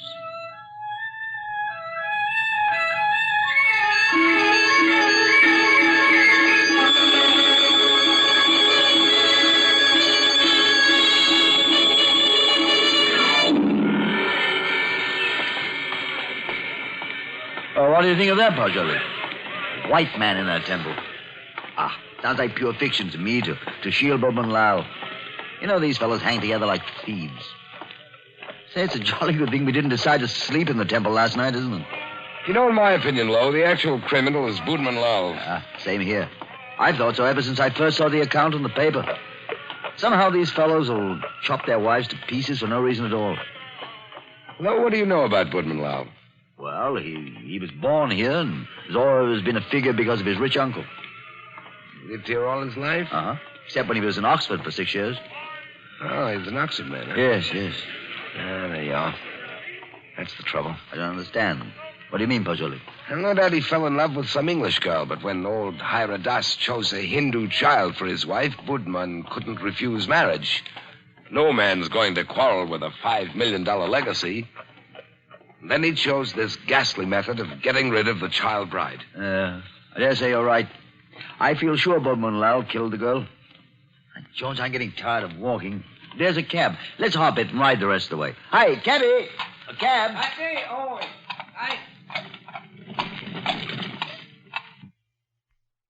Well, aren't you coming? You know, I don't feel that I can conscientiously continue this investigation, trying to clear a person whom I have every reason to believe guilty. Oh, man, don't leave me like this. At least come as far as police headquarters with me and explain your theory about Guka, the temple keeper, and the rice. Well, I thought I'd go back to your cottage and pack my things. Pack your things? Well, your boat doesn't sail until Friday. Yes, I know, but there's a daily service to Curacao. It struck me to go there. Oh, no, come. You can't run off like that just when I've stirred up an interesting murder mystery for you to unravel. Why, Poggioli, you ought to appreciate my efforts as a host more than that. Well, all right, then. To the police station. Yes, sire. Halt it. Hurry up. Bye-bye.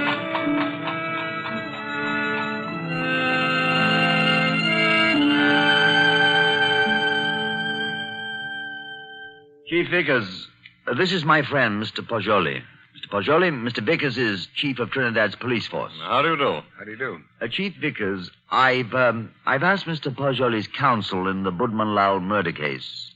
He's already developed a theory as to who is the actual murderer of Mrs. Budman Lal. So have I.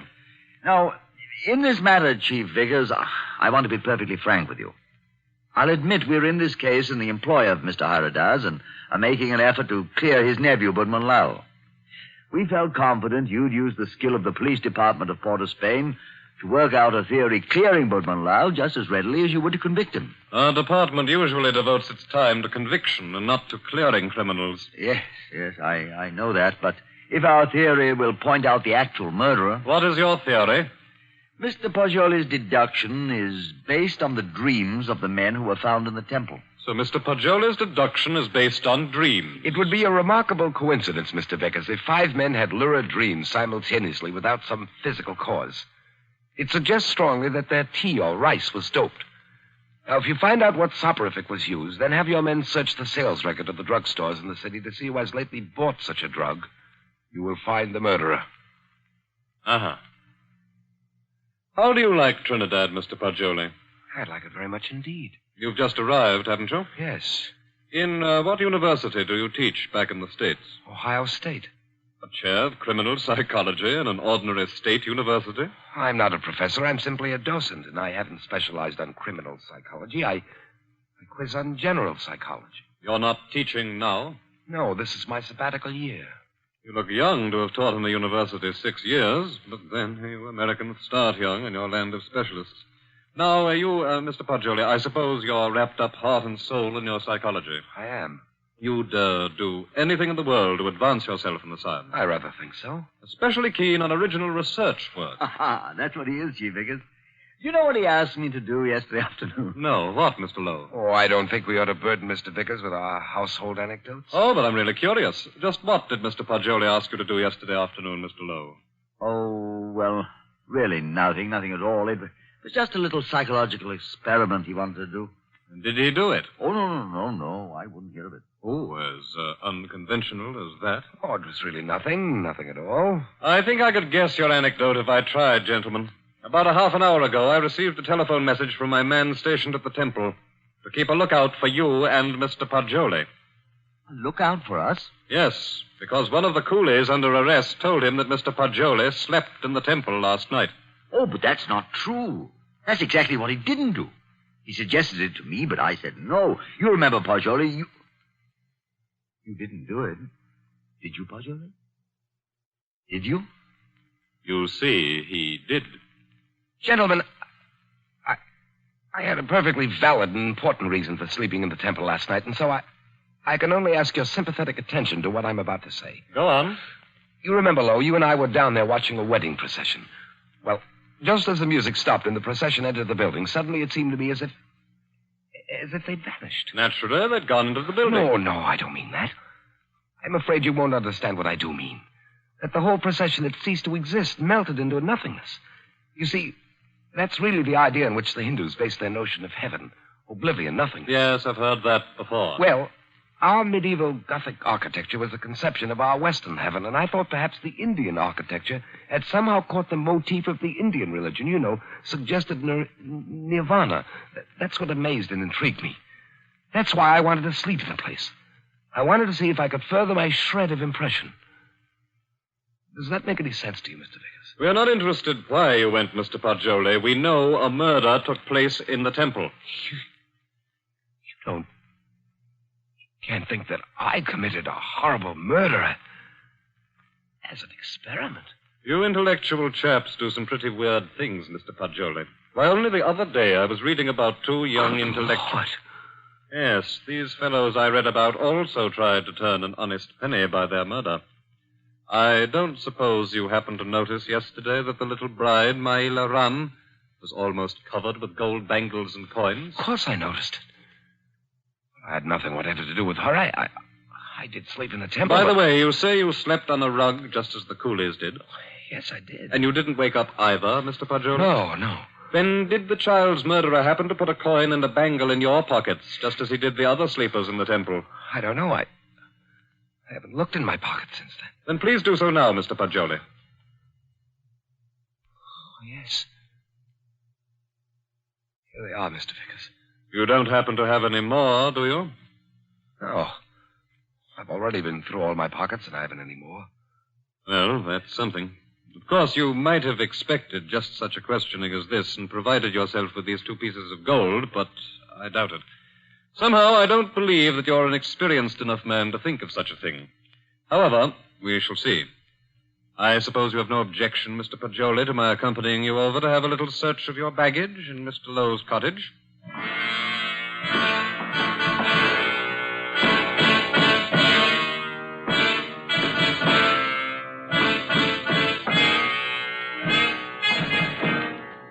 Now then, Mr. Poggioli, be so kind as to open your trunk.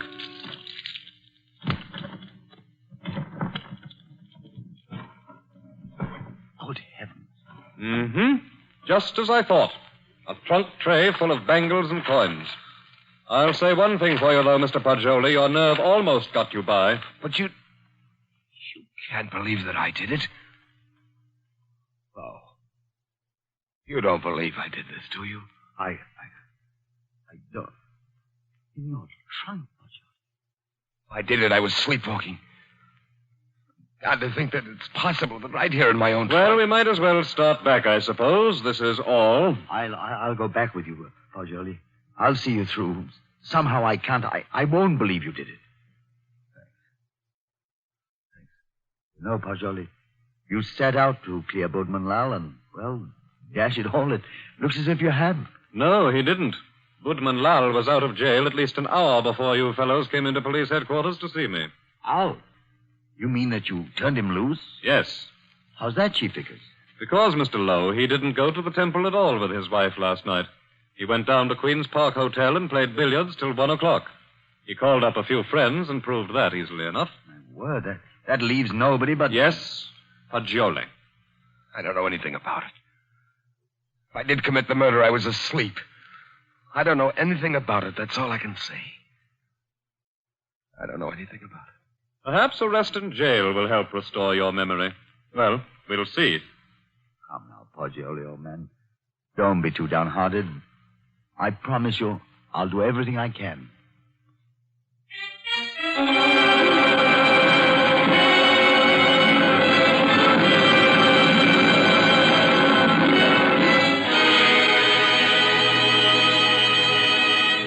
In the case against Henry Poggioli, having been duly tried by a jury of your peers who have been found guilty and by the powers invested in me, I herewith sentence you to be hanged by the neck until you are dead.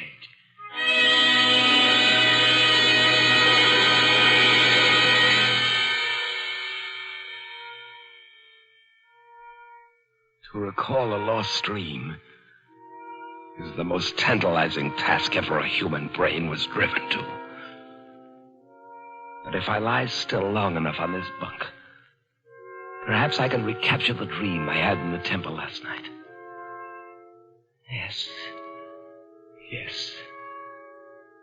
seems to me that the image on the altar moved, and suddenly the dome overhead was opened and left me staring upward into a vast abyss, where I was alone in endless space, where all creatures and all matter that had ever been or ever would be were wrapped up in me, Poggioli.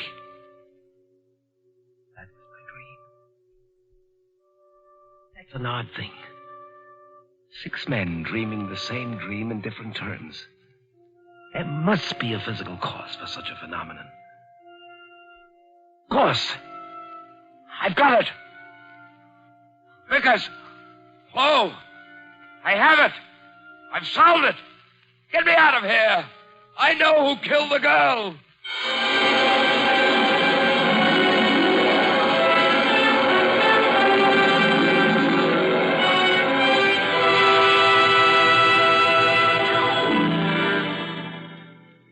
What is it, my friend?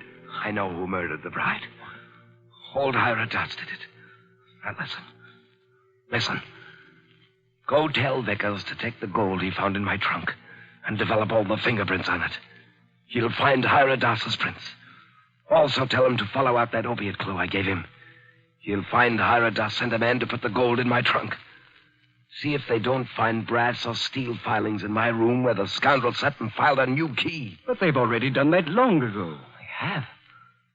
But certainly. And old Hiradas confessed everything. Though why a rich old man like him should have murdered a pretty child is more than I can see. But why did he pick on me as a scapegoat? Oh, he explained that to the police. He said he picked on a white man so the police would make a thorough investigation and be sure to catch him. He did? Aye. But what I can't see is why the old boy wanted to be caught and hanged. Why didn't he commit suicide? Why? I know why. Because according to his religion, in that case his soul would have returned in the form of some beast. He wanted to be slain because he expects to be reborn instantly in Benares with little Maela Ran as his bride instead of his nephew's. He hopes to be a great man with wife and children. All the things he was not here in Trinidad. Yes, you must be right. Why didn't you come and tell me about Hiradas's confession the moment it occurred? What do you mean keeping me here when you know I'm an innocent man? Why didn't you tell me before this? Because I couldn't. Old Hiradas didn't confess until a month and 10 days after you were hanged.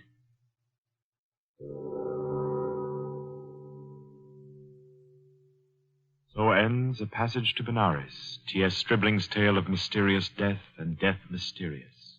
This was tonight's story of Suspense. Suspense is produced by William Spear. John Dietz was our guest director this evening. Tonight's radio drama was written by Carol Case and scored by Bernard Herrmann. Paul Stewart was Poggioli, Barry Kroger was Mr. Hiradas, and Horace Brem played Mr. Lowe. Other than the cast were Alan Hewitt and Guy Rep. Next week at this time, Columbia will bring you another selected story from the world's great literature of thrills, another study in suspense. This is Barry Kroger, and this is the Columbia Broadcasting System. Tomorrow is the beginning of another weekend. 2 whole days to relax and have fun. You'll be planning picnics and backyard barbecues. Just be sure there's plenty of Pabst Blue Ribbon cooling in your icebox. Tomorrow morning, ask your dealer for a case. In cans or bottles, Pabst Blue Ribbon is the finest beer served anywhere. Your taste will tell you why. HOJO Radio, we're your old-time radio headquarters. Stay tuned. The Columbia Network takes pleasure in bringing you Suspense.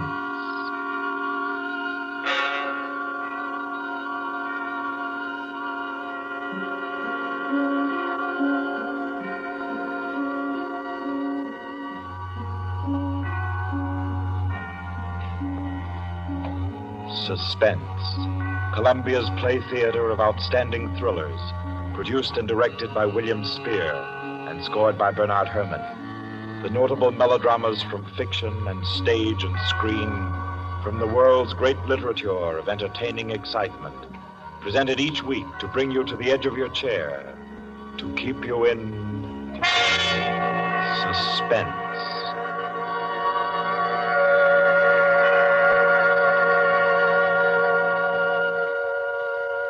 Tonight's story, by America's distinguished author-playwright Owen Johnson, gathers its suspense in a very gentle way.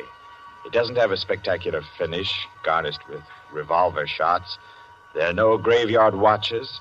There's not so much as a single lifeless body, identified or unidentified. It's a tale told in a club room, the Artists and Writers Club in New York. A tale of high-class robbery and suspicion, and of how some ladies and gentlemen nervously counted 100 in the dark.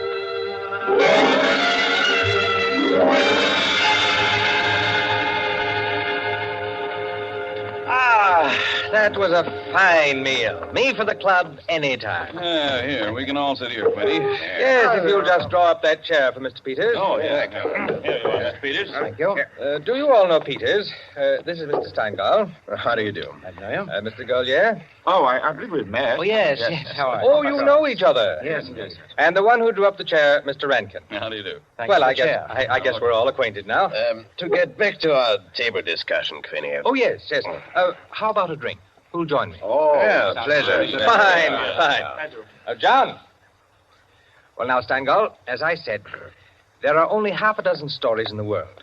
What is more to the point? There's every reason... Yes, sir. What? Oh, 5 with soda, John. Yes, sir. Now, where was I? Oh, yes. What is more to the point, gentlemen, is the small number of human relations that are so simple and yet so fundamental that they can be eternally played upon, redressed, and reinterpreted in every language, in every age, and yet remain inexhaustible in the possibility of variation. Well, that's true, of course. It's very possible. Take the eternal triangle. 2 men, and a woman, or 2 women and a man. Its variations extend to thousands. That right, Rankin? Well, in a way. Ah, here we are. Set them down right there, John. Very well, sir. A little soda. Here you are. Thank you. And you. Thank you. Soda, Peter? Yes, please. There. Another one. Here you are. Thanks. And here's yours. Thank you. And now, a little soda in mine. Well, here's to you all. Cheers, cheers.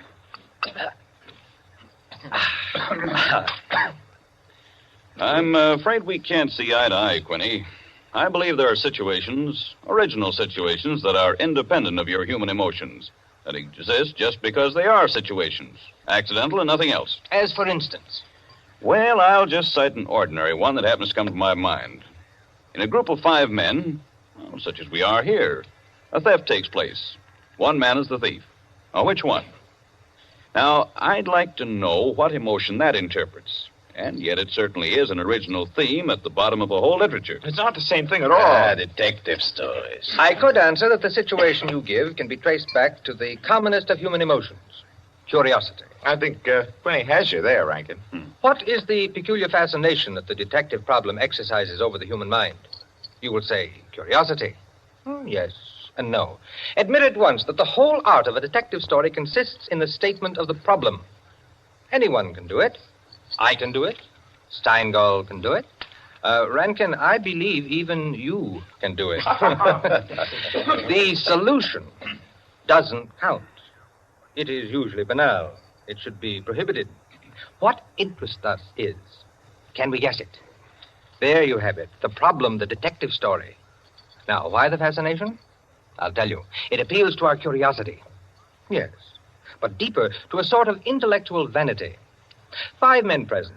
The theft takes place. Who's the thief? Who will guess it first? Whose brains will show its superior cleverness? You see? That's all. That's all there is to it. Out of all of which, the interesting thing is that Rankin has supplied the reason why the supply of detective fiction is inexhaustible. It does all come down to the simplest terms.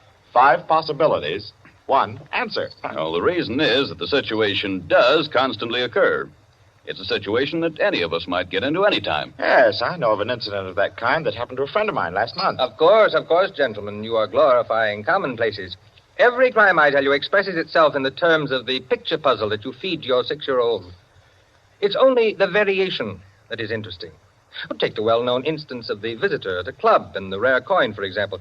You all know that story. You've heard it, haven't you? I don't think I have. Sure. Why, it's very well known. Oh, go ahead, Quinny. Tell it. A distinguished visitor is brought into a club. A dozen men, say, present at dinner, long table. Conversation finally veers around to curiosities and relics. One of the members present then takes from his pocket what he announces as one of the rarest coins in existence. Passes it around the table. Coin travels back and forth, everyone examining it. And the conversation goes to another topic. All at once, the owner calls for his coin. It is nowhere to be found. Everyone looks at everyone else. First, they suspect a joke. Then it becomes serious. The coin is immensely valuable. Who has taken it? The owner is a gentleman. Does the gentlemanly, idiotic thing, of course. Laughs as he knows someone is playing a practical joke on him and that the coin will be returned tomorrow. The others refuse to leave the situation so. One man proposes that they all submit to a search. Everyone gives his assent until it comes to the stranger. He refuses, curtly, roughly, without giving any reason. Uncomfortable silence. The man is a guest. No one knows him particularly well, but still he is a guest.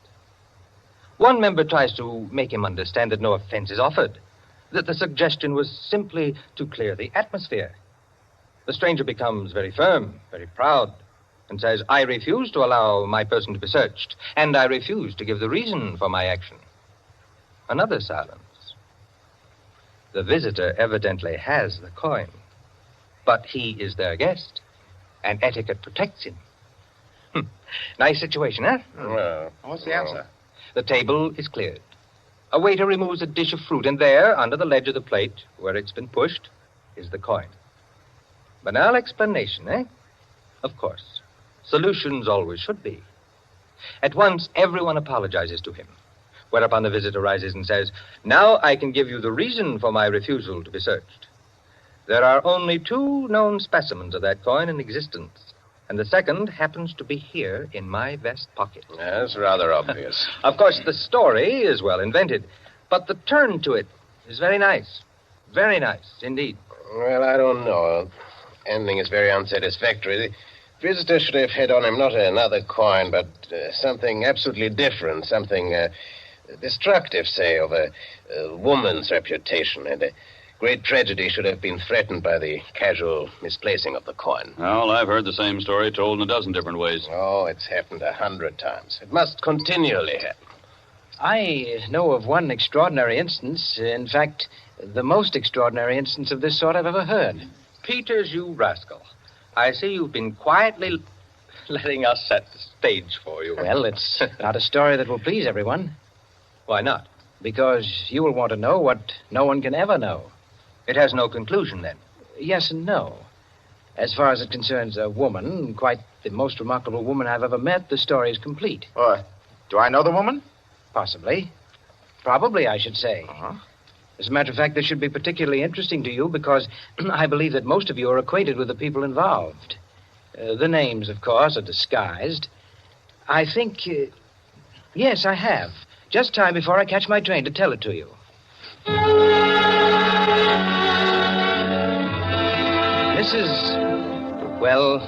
Mrs. Rita Kildare inhabited a charming bachelor girl studio. Very elegant. With a duplex pattern in one of the buildings just off Central Park West. She knew very nearly everyone in that indescribable society in New York that's drawn from all levels and that imposes but one condition for membership, to be amusing. In this mingled society, her invitations were eagerly sought. Her dinners were spontaneous, and the discussions, though gay and usually daring, were invariably under the control of wit and good taste. On the Sunday night of this adventure, she had, according to her custom, sent away her Filipino butler and invited to an informal chafing dish supper 7 of her more unusual friends. At 7 o'clock, having finished dressing, she put in order her bedroom, which formed a sort of free passage between the studio and a small dining room to the kitchen beyond. Then, going into the studio, she struck a match and was about to light the candlesticks which illuminated the room when the bell rang, and a Mr. Flanders, a broker, compact, nervously alive, well-groomed, was waiting as she opened the door. Well, you're early. On the contrary, you are late. Well, in any case, hello, and come inside. Here, let me take your things. Thank you. Well, I'm the first, I suppose. Of course. And since you are, you can be a good boy and help me with the candles. Delighted. Who's to be here tonight? The Enos Jacksons. I thought they were separated. Not yet. How interesting. Only you, dear lady, would dream of serving us a couple on the verge. It is interesting, isn't it? Assuredly. Where did you know Jackson? Through the Warings. Jackson's a rather doubtful person, isn't he? Well, let's call him a very sharp lawyer. They tell me, though, he's been gambling pretty much. In deep. How about yourself? Me? I'm a bachelor. If I lose my shirt, it makes no difference. Is that possible? Probable, even. Who else is coming? Oh, Maud Lily. You know her? I don't think so. You met her here some time ago. A journalist. Oh, yes, of course. I'd forgotten. Mr. Harris, a clubman, is coming, and the Stanley Cheevers. Stanley Cheevers? Are we going to gamble? Don't tell me you object. Certainly not. Only the Cheevers. They play quite a game. Yes, well united. They have an unusual streak of good luck. Oh, by the way, it's Jackson, isn't it, who is so attractive to Mrs. Cheever? Quite right. What a charming party. Where does Maud Lily come in? Don't joke. She's in a desperate way. And young Harris? Oh, he's to make the salad and cream the chicken.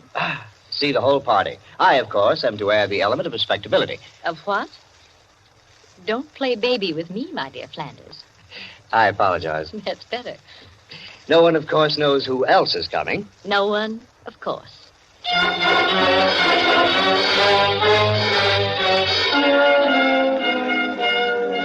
The Stanley Cheevers entered.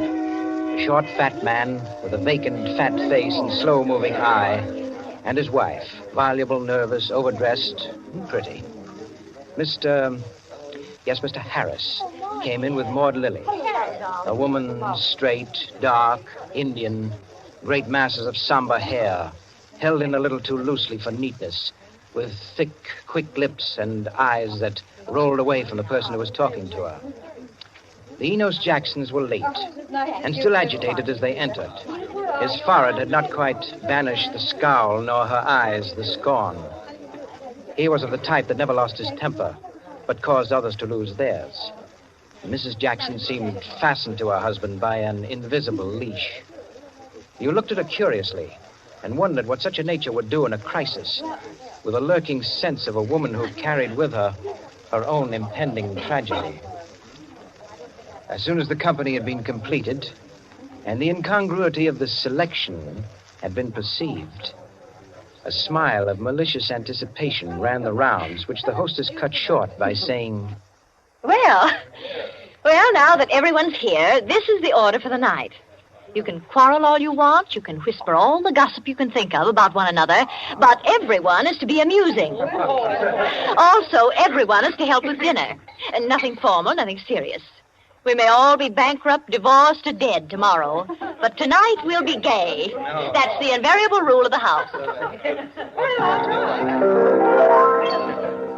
For she's a jolly good fellow, for she's a jolly good fellow, for she's a jolly good fellow, which nobody can deny. Oh, thanks, everyone. Now, if you'll excuse me, I'll get on with the cooking. Harris, I'll need you. Right with you. May I be of any help? Thank you, Ma, dear. Oh, Mrs. Cheever, you might come along, too. All right.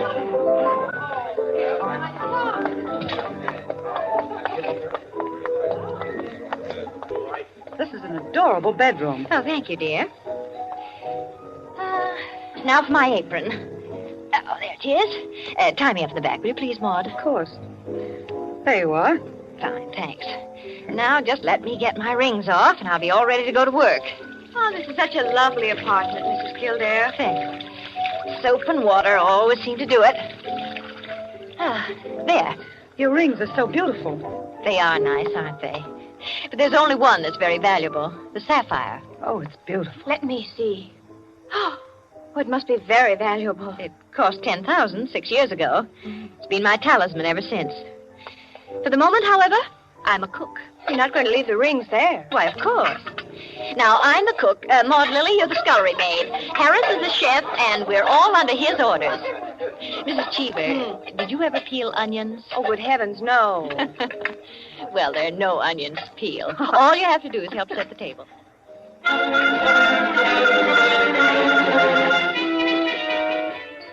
Under their hostess's gay guidance, the 7 guests began to circulate busily through the rooms, laying the table, grouping the chairs, opening bottles, and preparing the material for the chafing dishes. Mrs. Kildare, in the kitchen, ransacked the icebox, and with her own hands shredded the chicken and measured the cream. Flanders, carry this in carefully. Cheever, stop watching your wife and put the salad bowl on the table. Everything ready, Harris? All set. All right, everyone sit down. I'll be right in. She went into her bedroom, took off her apron, and hung it in the closet. Then, going to her dressing table, she drew the hat pin around which were her rings from the pincushion and carelessly slipped them on her fingers. But all at once, she frowned and looked quickly at her hand. Only 2 rings were there. The 3rd ring, the sapphire, was missing. Stupid, she said to herself, and returned to her dressing table. Immediately, she stopped. She remembered quite clearly putting the hat pin through the 3 rings.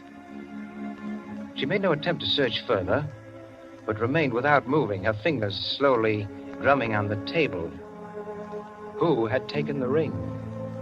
Each of our guests had had a dozen opportunities in the course of the time she'd been busy in the kitchen.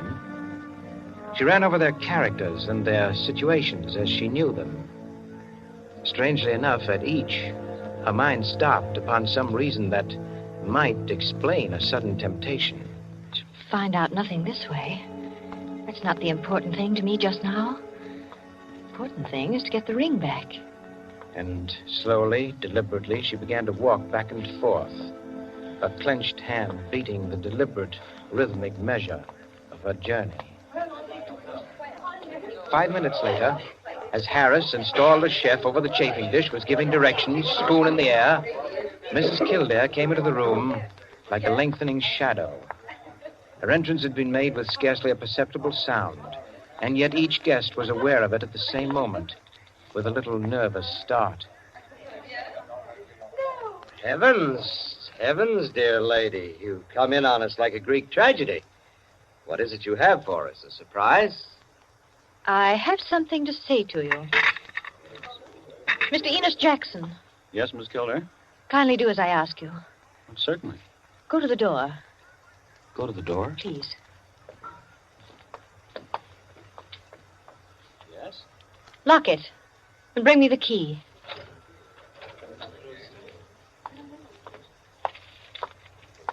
Here you are. You've locked it? As you wish me to. Thank you. Now, the bedroom door. Would you do the same? Sure.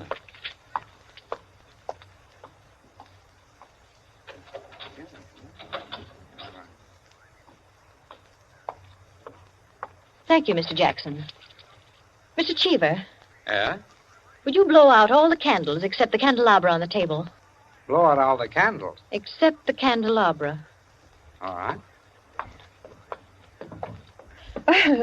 For goodness sake, Mrs. Kildare. What is it? I am getting terribly worked up. My nerves are all sorry, on edge. Mrs. Jackson. That's the last candle. All right. Now listen. My sapphire ring has just been stolen. Oh, You don't mean it. The ring's been taken within the last 20 minutes. I'm not going to mince words. The ring has been taken, and the thief is among you. But Mrs. Kildare, is it possible? Yes, Mrs. Cheever. There's not the slightest doubt. 3 of you were in the bedroom when I placed my rings on the pincushion. Quite true. I was in the room when she took them off. The sapphire ring was on top. Each of you has passed through there a dozen times since. My sapphire ring is gone, and one of you has taken it. For heaven's sake. Now listen. I'm not going to mince words. I'm not going to stand on ceremony. But I'm going to have my ring back. Listen to me carefully. I'm going to have that ring back. And until I do, not a soul shall leave this room. I don't care who's taken it. All I want is my ring. Now, I'm going to make it possible for whoever took it to restore it without possibility of detection. The doors are locked and will stay locked. I'm going to blow out the remaining candles in the candelabra, and I'm going to count 100 slowly. There'll be an absolute darkness. No one will know or see what's done. But if, at the end of that time, the ring is not here on the table, I shall telephone the police and have everyone in this room searched. Am I quite clear? Everyone take his place about the table and remain standing, please. That's it. That'll do. Now, I'll blow out the candles and count 100. No more, no less. Remember, either I get that ring, or everyone in this room will be searched.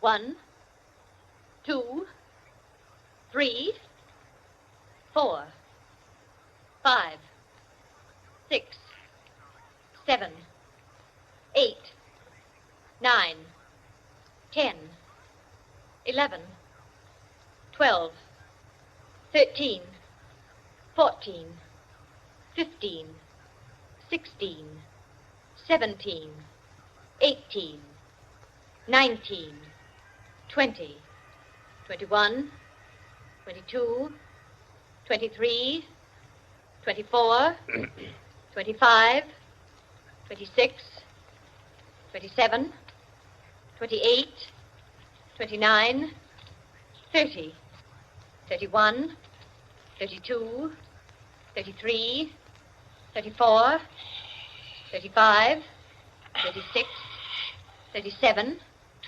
38, 39, 40, 41, 42, 43, 44, 45, Foot slipped off the chair. I'm 46, sorry. 47, 48, 49, 50, 51, 52, 53, 54, 55, 56, 57, 58, 59, 60, 61, 62, 63, 64, 65, 66, 67, 68, 69, 70, 71, 72, 73. The ring. 74. There it is. 75, 76, 77, 78, 79, 80, 81, 82, 83, 84, 85, 86, 87, 88, Oh, really? 89, 90, 91, 92, 93, 94, 95, 96, 97, 98, 99, 100. Well, it is there, isn't it? Mr. Cheever, you may hand it to me. Well, now that that's over, we can have a very gay little supper. The lights, someone.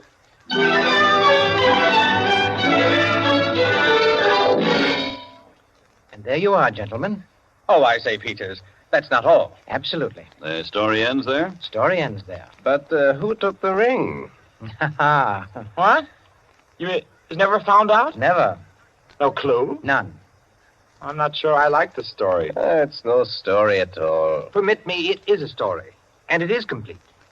In fact, I consider it unique because it has none of the banalities of a solution and leaves the problem even more confused than at the start. Well, I don't Of see... course you don't see, my dear Enkin. You do not see that any solution would be commonplace, whereas no solution leaves an extraordinary intellectual problem. Well, how so? Well, in the first place, whether the situation actually happened or not, which is in itself a mere triviality, Peters has constructed it in a masterly way, the proof of which is that he has made me listen. Any of those present might have taken the ring. There are therefore 7 solutions, all possible and all logical. But beyond this is left a great intellectual problem. Well, how so? Was it a woman who lacked the necessary courage to continue? Or was it a man who repented his first impulse? Is a man or is a woman the greater natural criminal? Oh, that's simple, Quinny. A woman took it, of course. On the contrary, it was a man, for the second action was more difficult than the first. A man, certainly. The restoration of the ring was a logical decision. You see? Personally, I incline to a woman, for the reason that a weaker feminine nature is strangely susceptible to the domination of her own sex. There you are. We could meet and debate the subject year in and year out and never agree. I recognize most of the characters, Peters. Mrs. Kildare, of course, is all you say of her. An extraordinary woman. The story is quite characteristic of her. Flanders, I'm not sure of, but I think I know him. I'm positive I do. Did it really happen? Exactly as I told it. The only one I don't recognize is Harris. Your humble servant. What? You, Peters? You were there? I was there. I was Harris. I beg your pardon, gentlemen. Oh, yes. What is it, John? Mr. Peters, sir, your train. You told me to remind you. Oh, thank you. Yes, I didn't know it was so late. Will you gentlemen pardon me? Huh? Of course.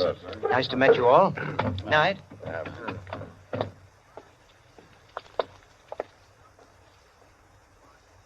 Curious chap. Extraordinary. Well, now, I wonder. I wonder If we're wondering the same thing, gentlemen.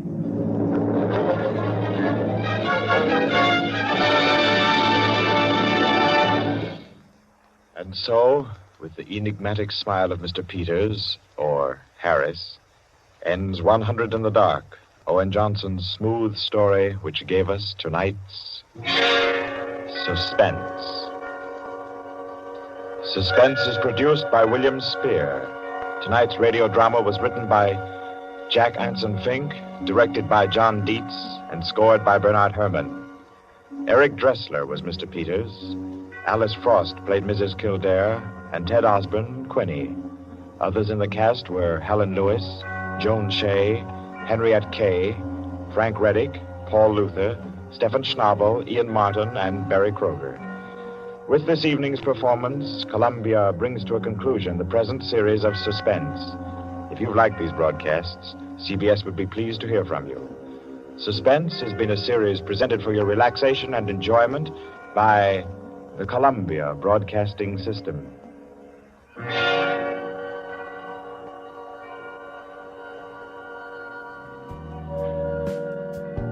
Thank you all for listening. I truly hope that you enjoyed Suspense Saturday. If you did, let me know in the comments down below. And remember, if you haven't liked, commented, and subscribed, what are you doing? Go ahead and do that now. Stay cool, ladies and gentlemen. We'll catch you on the flip side.